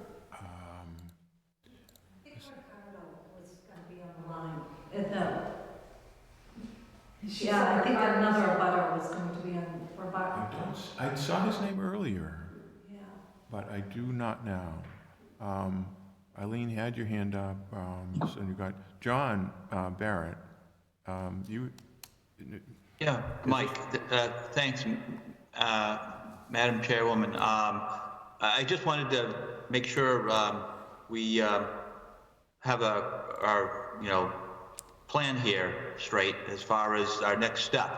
I know Tim had suggested the commission not amend the order of conditions until some of the I'm not sure if you meant, and Tim, maybe you can help me here, that some of his suggestions be implemented or included in the remediation plan. But it seems like, even apart from that we need to have a site visit. So I'm just trying to figure out what are the steps here for us to go forward. It seems like we have a few more preliminary things that need to happen before the commission approves the remediation plan and amends the order of conditions. I think, and as witnessed by what Ms. Capone and Ms. Haas have said, the Newfels and Mad River want to straighten this out. I won't get into the, quite frankly, I'll just make a quick reference to the fact that we are not happy with the way the logging went, and we are looking into that further. But that's neither here nor there as far as the project and dealing with the problem. So I just want to make sure we got a plan going forward now. Thank you, Mr. Barrett.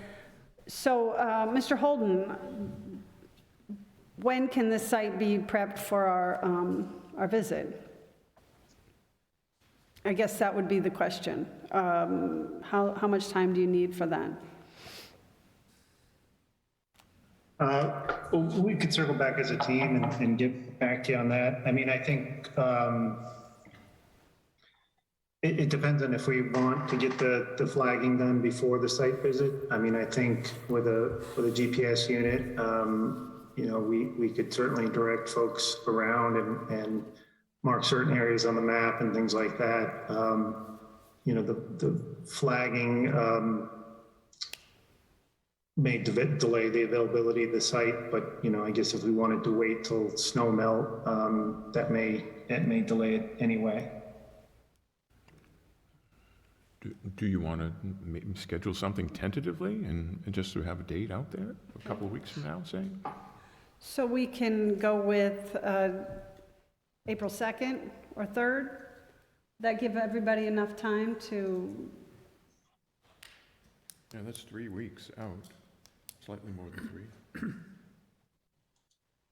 Steve, can you comment on that? Yeah, I think we could do sooner than that. I mean, you know, if we wanted to do 2 weeks. Were you looking at weekend days? Is that what you were? Yes, I was looking at Saturday, April 2nd, or Sunday, April 3rd. I think that was right. Yes, Saturday, April 2nd, or Sunday, April 3rd. Maybe 9 o'clock in the morning as tentative. I think we could do it sooner than that, certainly. You know, I know we want to keep this moving along. So if we wanted to, the 26th? you know, yeah. So the commission is not going to, you're not going to get a vote until the next commission meeting anyway. So it's going to be in April before the project can move forward. So April 2nd doesn't delay, whether it's 2 weeks from now or a week from now or April 2nd, the timing is going to be the same.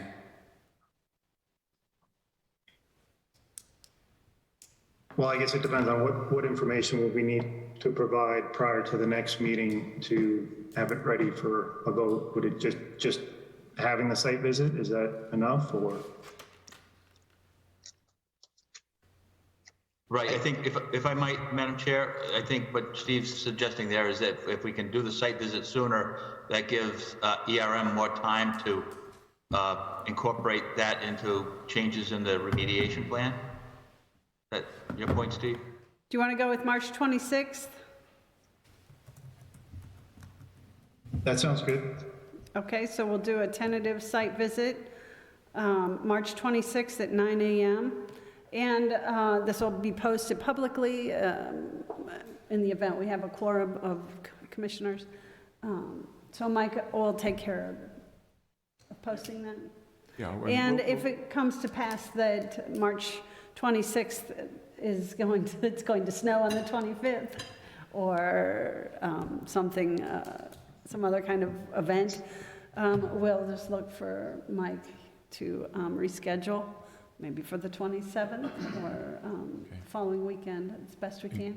And could I ask, from several site visits before, Joyce, what was the address of that garage across the street? Yeah, it's Advanced Truck Parts. I'm not sure his actual address. You're at 6. I'm at 696, so It's across from 696. That seems a good spot to get people off the road, rather than on the side of the road. We're gonna meet, let him know that, well, he's fine with that. We'll walk in through your driveway and up. Yes. Okay. Okay. Okay. Thank you very much, everyone, for coming tonight and for taking the time to be a part of this. Thank you, Madam Chairman, and thank you, Commissioners and Mr. Smith and Mr. Hara. Appreciate your attention and help with this. So could we have a motion and a second to continue this? Tracy, I'll motion to continue. Brian? Thank you. And a second? I second. Okay, we'll call the roll. Commissioner Bro? Aye. Commissioner Baker? Aye. Commissioner Christian? Aye. Commissioner Helene? Aye. Okay, the motion carries. Thank you very much, everyone. We'll see you tentatively on the 26th. Have a nice evening, and please drive safely. Thank you. And Tracy, we have a very patient Mr. Yes, thank you, Francis everyone. here. Who do we have next? Mr. Francis? Is this who's next? Yeah. Bob Welcome, Francis. Mr. Francis. It's your turn. Hello, everybody. Just to get everyone oriented, this is, on the screen now, so if people who aren't here know what we're talking about.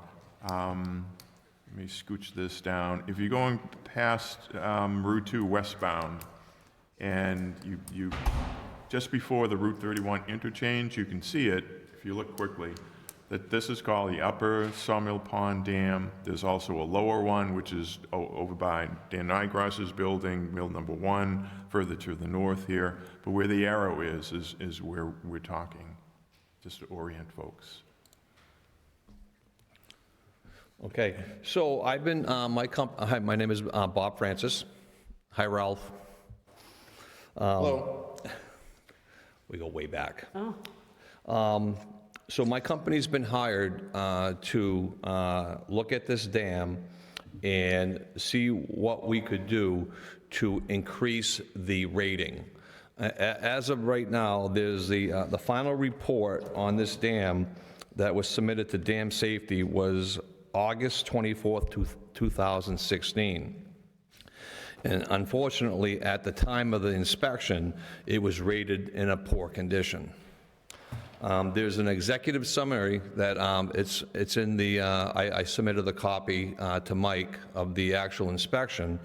Yep. And in the executive summary, they basically tell us that the poor rating is directly related to the growth of brush and trees within the 20-foot distance from the training walls and the spillway. So I'm here to ask permission to remove the trees and the brush within 20 feet of the spillway and the training walls. It's that simple. Now, just so you know a little bit about what I do, I own and maintain 3 high hazard dams and 1 significant hazard dam. 1 dam's in Ashburnham and 3 dams are in Westminster. And under the commission in both those towns, the tree clearing is just part of what we consider annual maintenance.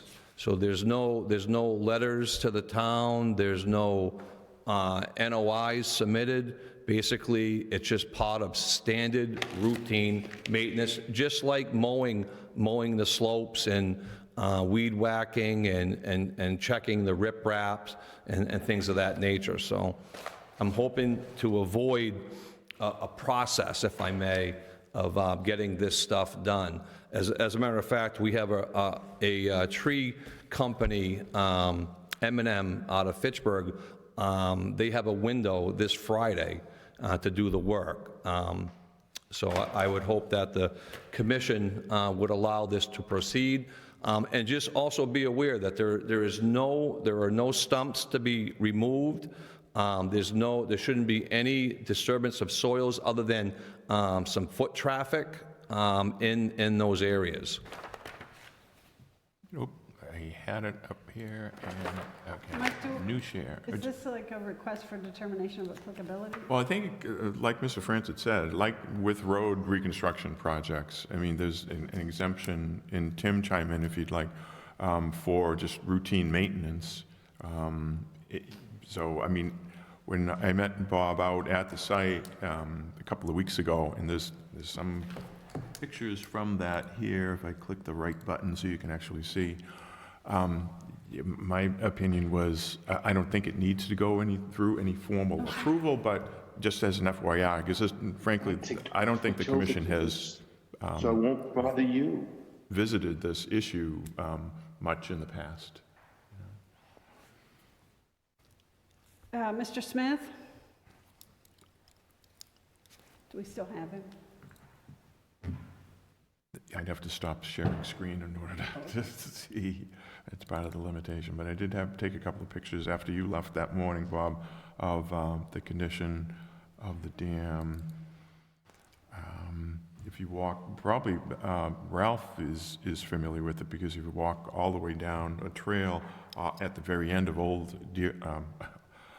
Princeton Road through the woods, you come right to the dam. This is because new share, that's what you gotta do. This is looking downstream to the left. In a second, there you go.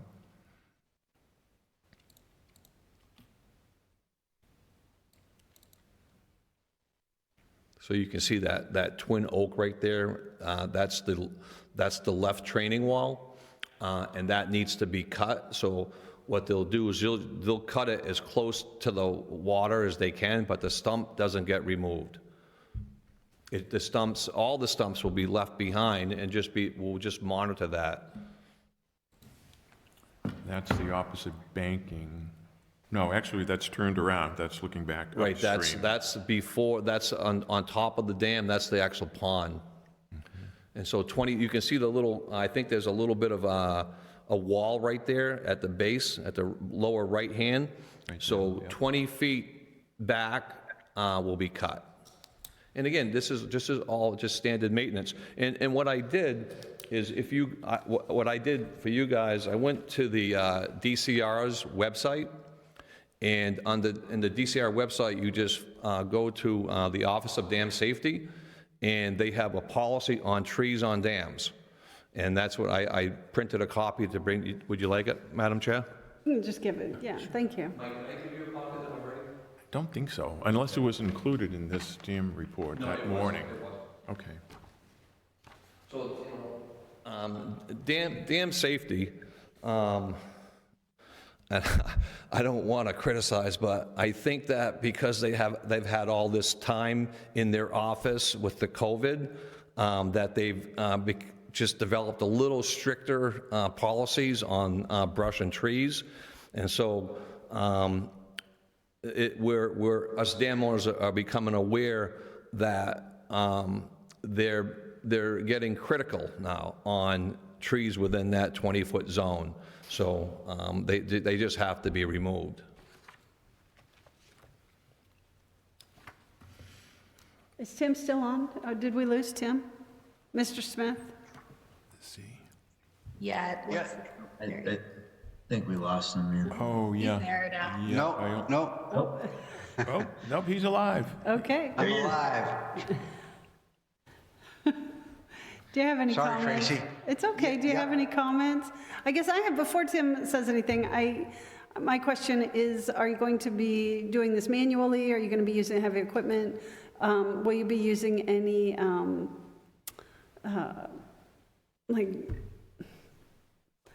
chemical, I'm sorry, any chemicals, are you going to be putting any chemicals on the Oh, no, trees when you're no, done? Or are no. you spraying anything? So the work scope would be laborers, chainsaws, probably a mini excavator with a thumb to grab the bundles of brush. The work area is directly below the dam, and it's actually what they call the spillway. The spillway is a rock bottom, so you're not going to be creating sediment issues. You're not going to be disturbing. You're going to be basically working and walking on the rock bottom. It's really, I really don't think that there's going to be a major disturbance of anything. I mean, our job is to get in there, cut the trees back, and then schedule the next inspection, which is we're hoping to do before the end of March. Okay, Mr. Smith? Yeah, no, what's being presented is pretty standard practice for dam maintenance. Because otherwise the tree roots can destabilize the dam. So what's being proposed again is it's standard practice. Thank you. We have Nick Erickson. He could tell you how many how many dams the city owns. Do we have any commissioners with questions related to Mr. Francis' proposal? I'm okay for now, Tracy. Thank you, Commissioner Bro. Anyone else? Hearing none, Interim Commissioner Erickson, do you have any comments to add? Thanks, Madam Chair. I agree with Mr. Smith.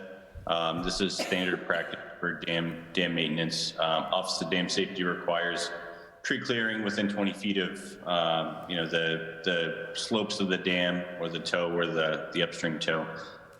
So I concur with what's being proposed. I think it's necessary, and I think it's part of being a responsible dam owner. Okay, thank you. Do we have anything we need to do? I don't think so. You don't need any really paperwork. I mean, but just, if it is this Friday, I mean, maybe people can stop out and see, You could, or after, rather. Right, if you want, as soon as everything's done, I'll give you a call, and you can come out, we'll do another site walk. Yeah, sure. Is that okay, Madam Chair? Thank you, Mr. Francis. Is that Sure. firmed up? How about if we move to approve what's being proposed so that it's on the record? That was what I was thinking, Dr. Baker. So I guess what I would do is move that we approve the cutting of the brush and trees as is being proposed in accordance with the Office of Dam Safety's policy about removal of trees for dam safety. How's that? Thank you, Dr. Baker. Do we have a second? I second that. Okay. Let's call the roll. Commissioner Bro? Yeah, I like that too. Aye. Commissioner Baker? Aye. Commissioner Christian? Aye. Commissioner Helene? Aye. Okay, so the motion passes. Thank you. I just wanted to have something on the record that we could. No, understood. Good. That we have Good something just to suggestion. protect everybody. So thank you, Mr. Francis. Okay, I'll give Mike a call when I'm done. Absolutely. Thanks Okay, for your- thank you. Have a Thank good you night. for your Thanks for patience. your And please patience. drive carefully. Thank you. I gotta go plow. Bob was on a Westminster Conservation Commission for a while, years ago. Yeah. It's not as elaborate as this. This is beautiful. Oh, my gosh. We do our best. You guys did a nice job here. Having good We'd like to thank plowing. FATV. Thanks. Yeah.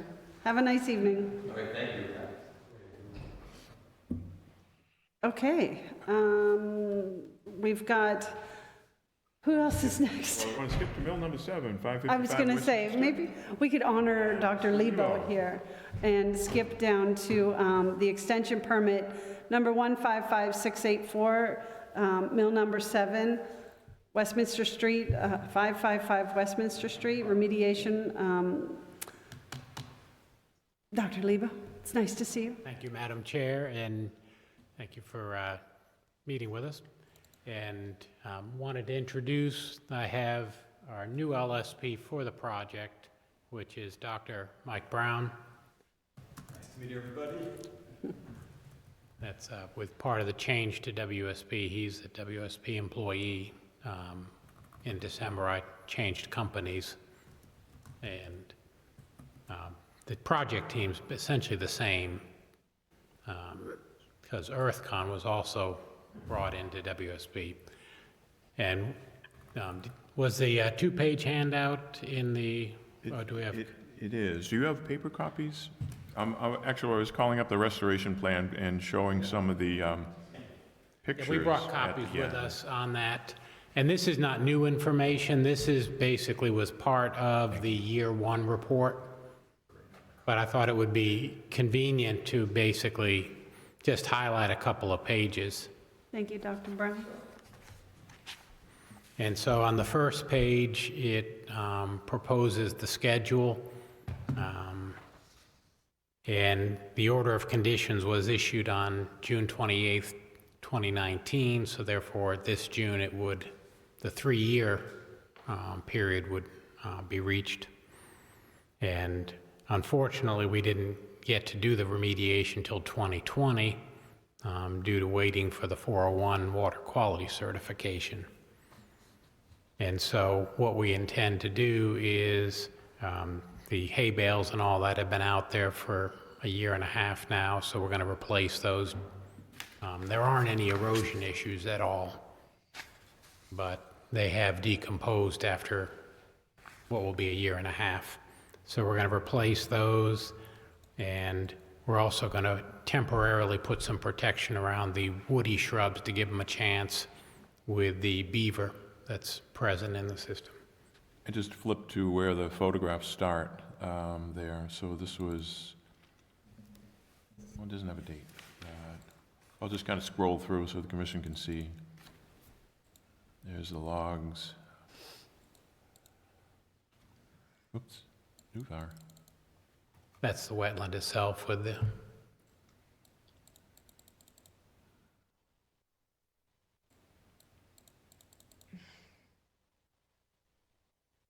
mugwort. which is one of the items. We have some sort of physical control of invasives. It's not one of the performance standards since we have invasive species all around both sides of the river.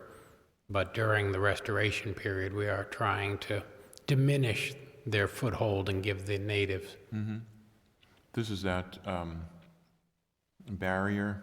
That was when the silk curtain was in. Silk curtain, that's thank been you. removed. Mm-hmm. Yeah, we had to remove that before we could close the Army Corps. There's your geese. Right, and let's go back. Yeah, you're So back wire here. netting around the plantings there. Yeah, we did put them around some of the trees. Those are the ones that are thriving. And what we're going to do is sort of give the woody shrubs a year without beavers to give them a chance. And then those would be taken down, and it will be a natural system that the beaver will affect as is natural. And this is after the silk curtain was removed. You still have the erosion control barriers. And in the fall, this past October. Yeah, October showed the extensive, yeah, there's where the beaver took down a 4-inch oak. This is the rear of the mill. Yeah. Here you see that brick foundation. Likewise. Come on, focus.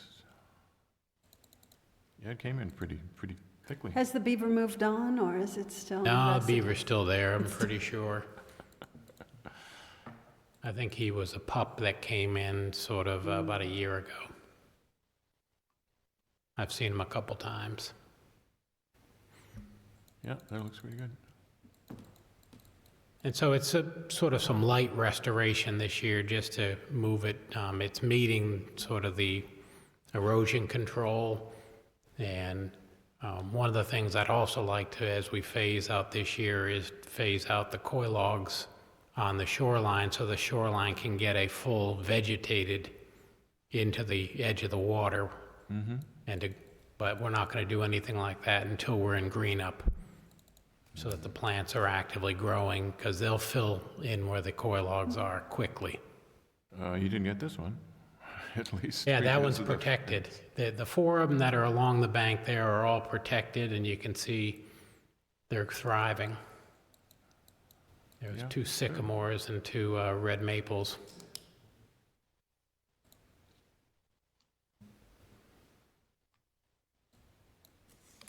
And so the intent is to do some manual removal of some of the invasives and to check on the survival and replant if they're not, I mean, there are little stubs down there, and so they may come back, most of them, the silky dogwood and such. Marty, you pointed out one time, when I was out there, you leave this woody debris behind just, for habitat?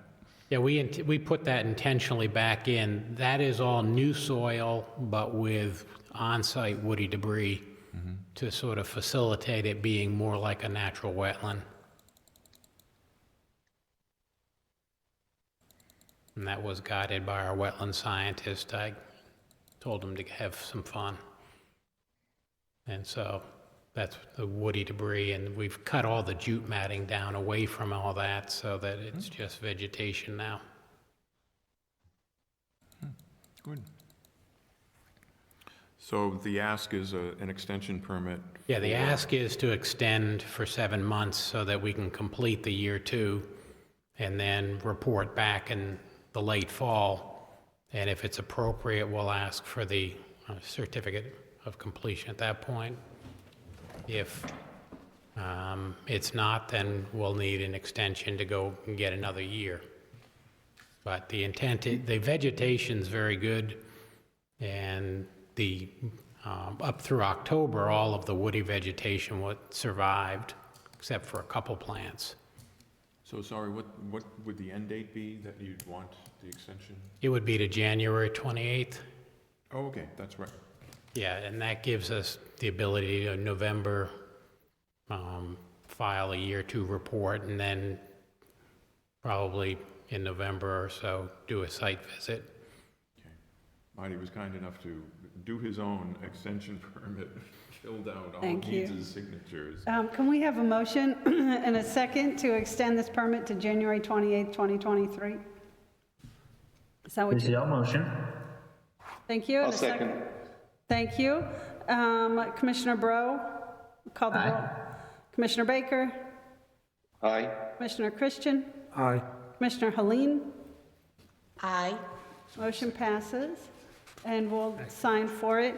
Thank you. I'd just like to make a comment, please. Go ahead, Dr. Baker. I just want to congratulate Marty and his team for what I think is one of the most outstanding wetland replications I've seen. Great job. I agree. Well, thank you. And all this incredible work has been done in an area that probably no one's ever going to notice, although I would hope that the people who do the work on the mill would at least open a window or I something. don't know about that. It's pretty evident from across the river on the Steamline Trail, so Okay. from there, an astute observer will notice it. I mean, it's an incredible amount of work, and it is a testament to what is a great restoration. Yeah, it does look great. It really does. It's been wonderful to work with Dr. Lebo as well. Yeah, on others. And then the other site behind Newark Mill, or formerly Newark Paper Mill, that is still ongoing. It's ongoing, and there'll be investigation this year, and you'll hear more about that in the future. Good to see you again, Marty. Yeah, and thank you for coming up to see us in person. Okay, so moving forward, or moving backwards. If interim commissioner, who should really be like permanent commissioner, Erickson is still on the line, maybe he can give some background about the 135 Intervale Road. Oh, yeah, let's Incident. move on to that. And some of these things let's get to the interim director Erickson, if you could talk about Intervale Road. Okay, thank you, Madam Chair. And I think for the record, I'm officially the full-time commissioner.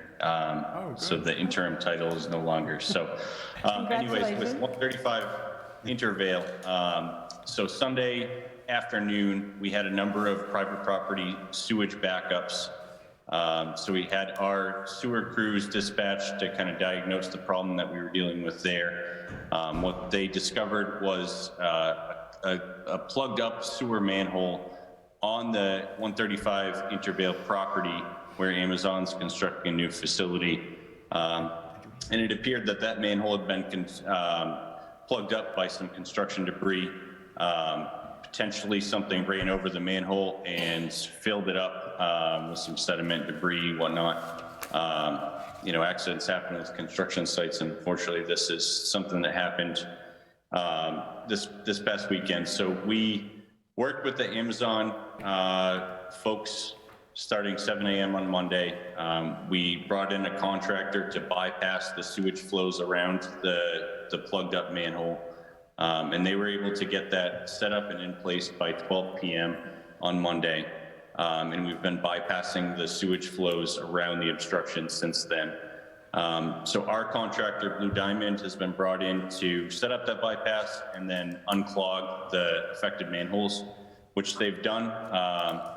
Just this morning, we had a third-party company come in and start CCTV inspection of the sewer line that runs through the property, and there's a drainage line that's adjacent. So we had them take a look at both of those lines just to make sure that there weren't any additional defects that we needed to correct before removing the bypass pumping. So they're in process of conducting that inspection now. They started today, they'll finish tomorrow. And once they confirm that there's no additional obstructions in the line, we'll remove the bypass pumping and restore flow through the site. So I've been working closely with the Amazon folks who have been wonderful to deal with. It's a tough situation for them and for us.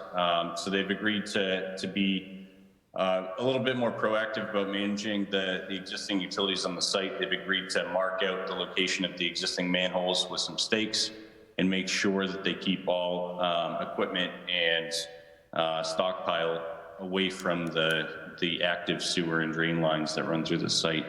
So we'll be working closely with them over the next couple of weeks just to make sure that that happens. And we've been given access to the site to make sure that we can get in there overnight if a situation like this should arise in the future.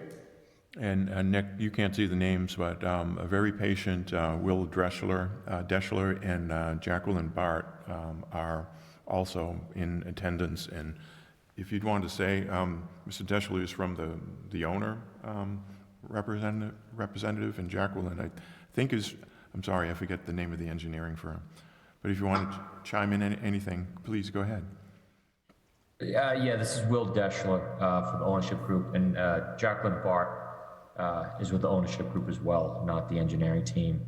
I think Nick addressed it very well. So we were as responsive as we could be, and we've been working with the city closely to make sure the issue's contained and resolved. So we've had crews going basically nonstop and working closely with the city's contractor to make sure the issue's resolved. When I got in Monday morning, the first call I got early was from Nick, and I called Calvin Champlin, the contact we've had for a couple of years now at Amazon, and he got on it right away. So to their credit.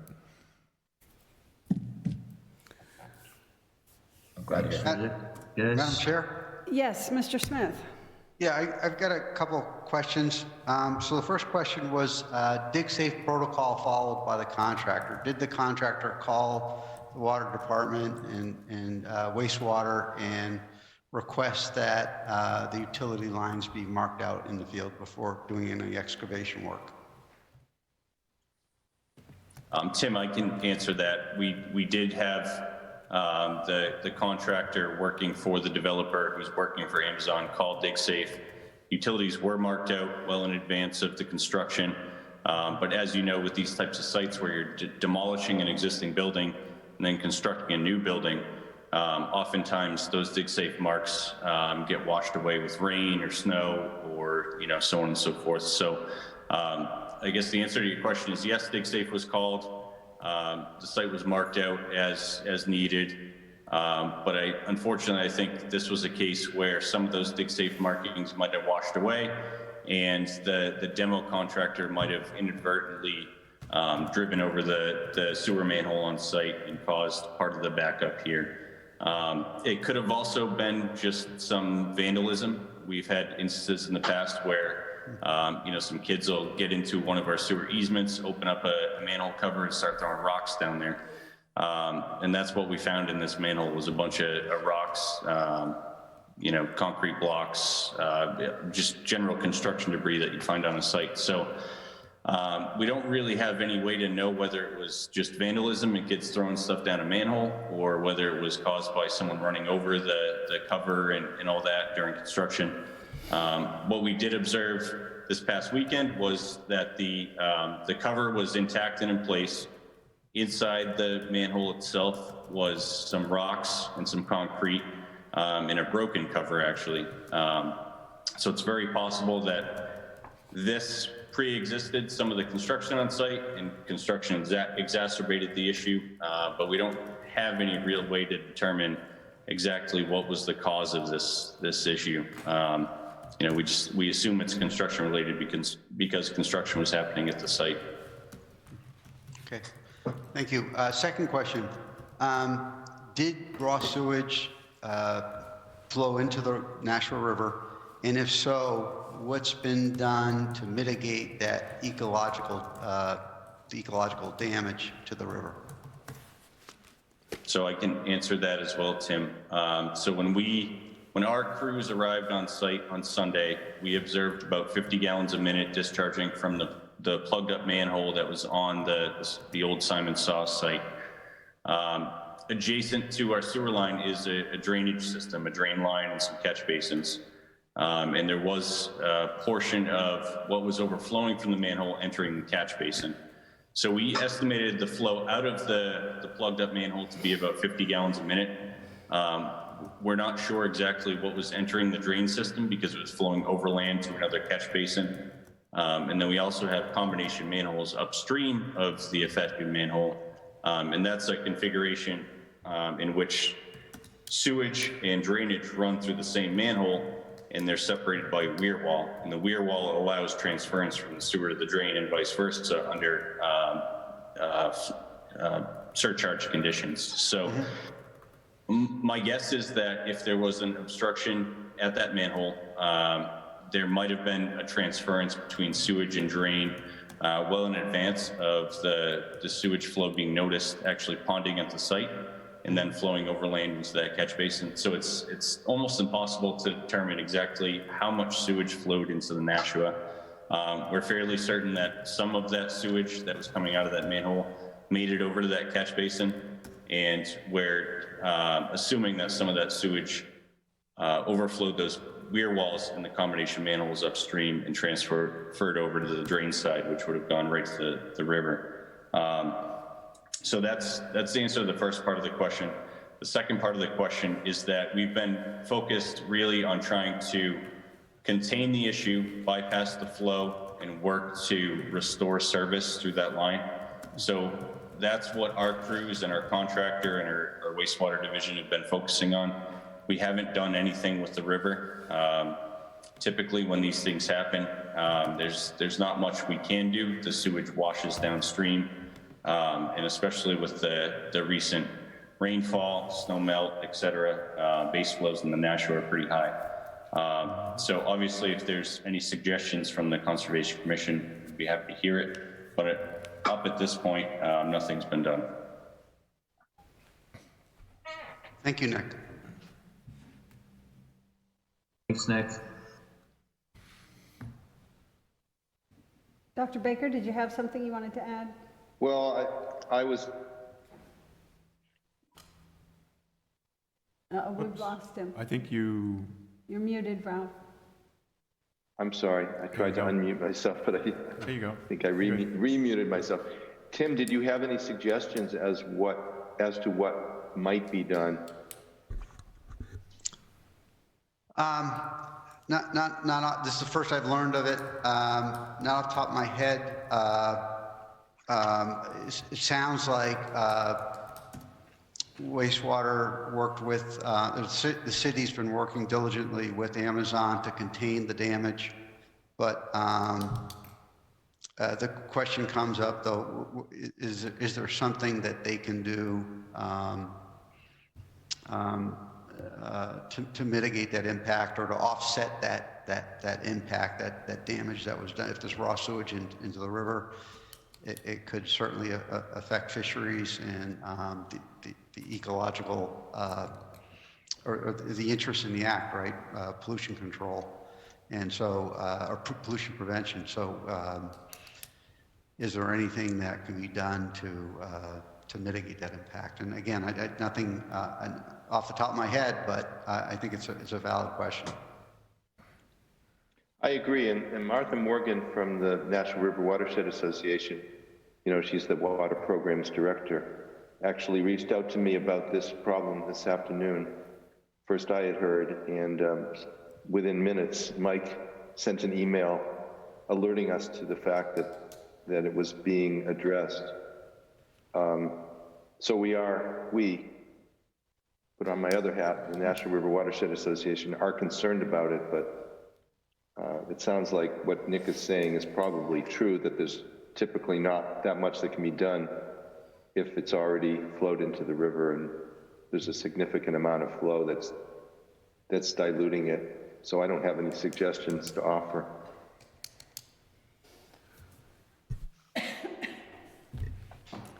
Okay, I guess at this point, the commission, Well, one thing you can suggest, and Tracy and I talked about it a little bit this afternoon, just to kind of go on the record.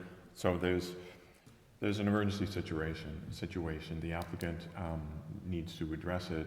If this was, say, if this was not a ongoing construction project that had been previously permitted, what may occur that there'd be an emergency certificate issued by the commission authorizing the work in the resource area or the floodplain or the riverbank area, which 135 Intervale is almost all, you know, riverfront, if you remember from the site visits a couple of years ago. So maybe if the commission would like, we can just issue, that you can vote to issue an emergency certificate authorizing the repair work. And then you have something on record that the commission is aware of the situation and has given the okay to fix it.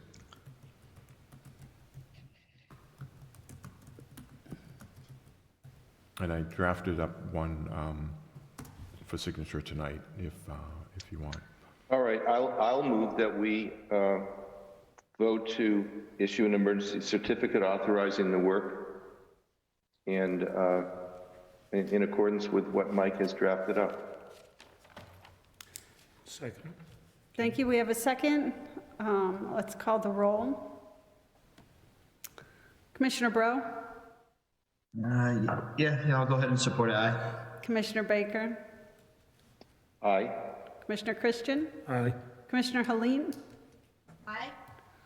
All in favor, the motion passes, and we just need to have some documentation on this. Yeah, I'll scan it and send it to Nick and Will. So and we have it on file. Yeah, the email group, just so we have something. I think it's amazing how the DPW jumped on this and got it all squared away as quickly as possible. I don't think we could have asked for anything more than that. I mean, Well, yeah, I mean, Nick's guys, the wastewater, we were out in the middle of the night, you know, so yeah, it's, addressing it. it's It was amazing. a pretty responsive call. Thanks, Nick, for the efforts. Make sure you let the crews know we thank them. Yes. Will do. Many thanks to the crew. They were out there, you know, Sunday evening. So well into the 2 or 3 o'clock a.m. hour. So thanks to them for the quick response and diligence to try to get this resolved. Yeah, Okay. thank you. Madam Chair, can we go back just a couple of we quick be items? Well, when's the next meeting? That's the first Oh, okay, that was, primary yes. question that I have.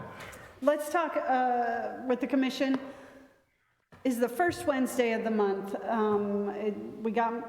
We've gotten bumped to the first Wednesday of the Well, month. you've been asked. There's been some reshuffling. Oh, asked. and it all We got goes- asked. It's a chain reaction, right? Okay. So first Tuesday nights were clogged up. One board agreed to switch to a Wednesday night, and now Wednesday nights, it would be good if the commission just simply moved back a week to the first Wednesday of the month. And if we want to start that. That would work for me. That would work for me too. I will leave it up to the rest of you guys. I don't have much more time for the rest of this evening, to be honest, Madam Chairwoman. Thank you. Commissioner Helene, does the first Wednesday work for your schedule? Which would be the 6th. So like I had said at the previous meetings, Wednesday is the worst day for me, but I've committed to a Wednesday already, so it doesn't really make a difference if it's gonna be, if that's the only day we can do it, then that's okay. So, yeah, let's just move it to the first. Can we have well, in lieu of Commissioner Donnelly's input, how should we work on this? Or if we tentatively schedule it for April 6th, and I'll contact Mike. I don't know when Ducks Unlimited meetings are, but. Yeah, that's the thing. Yeah. Yeah, this week is not good for him. I think they have a big event on Friday, but we can certainly get a hold of him. And, But well, you have quorum here, and Okay. everyone said that they could do the first Wednesday. Let's try it out. okay, do we need to make a motion about I that? think that would be. Okay, can we have a motion to approve the, Yeah, I make a motion tentatively that we change the meeting? switch. Sorry, I make a motion that we tentatively switch from the 2nd to the first Wednesday of each month for our meetings. Second. Okay. Let's call the roll. Commissioner Bro, Aye. Commissioner Baker, Aye. Commissioner Christian, Aye. Commissioner Helene. Aye. Okay, so the motion for the tentative change of schedule passes. And, Other Well, matters, it's- yeah. I don't think is anything that can't be handled just in an email with bullet points updates. awesome. Okay, so, also, I guess at this point, the chair adjourns the meeting. All right. Thank you all. Before we do that, I want to care, thank, Mike. I'd like to thank everyone for their commitment to public service. We've got Dr. Baker on vacation, and he's zooming into the meeting. We've got, I'd like to commend the commissioners once again for their commitment to public service and to the commission. And Thank you, Tracy. you're welcome. Thanks, Tracy. Everybody have a nice evening. Yeah, thank you all. Okay, good night. Okay.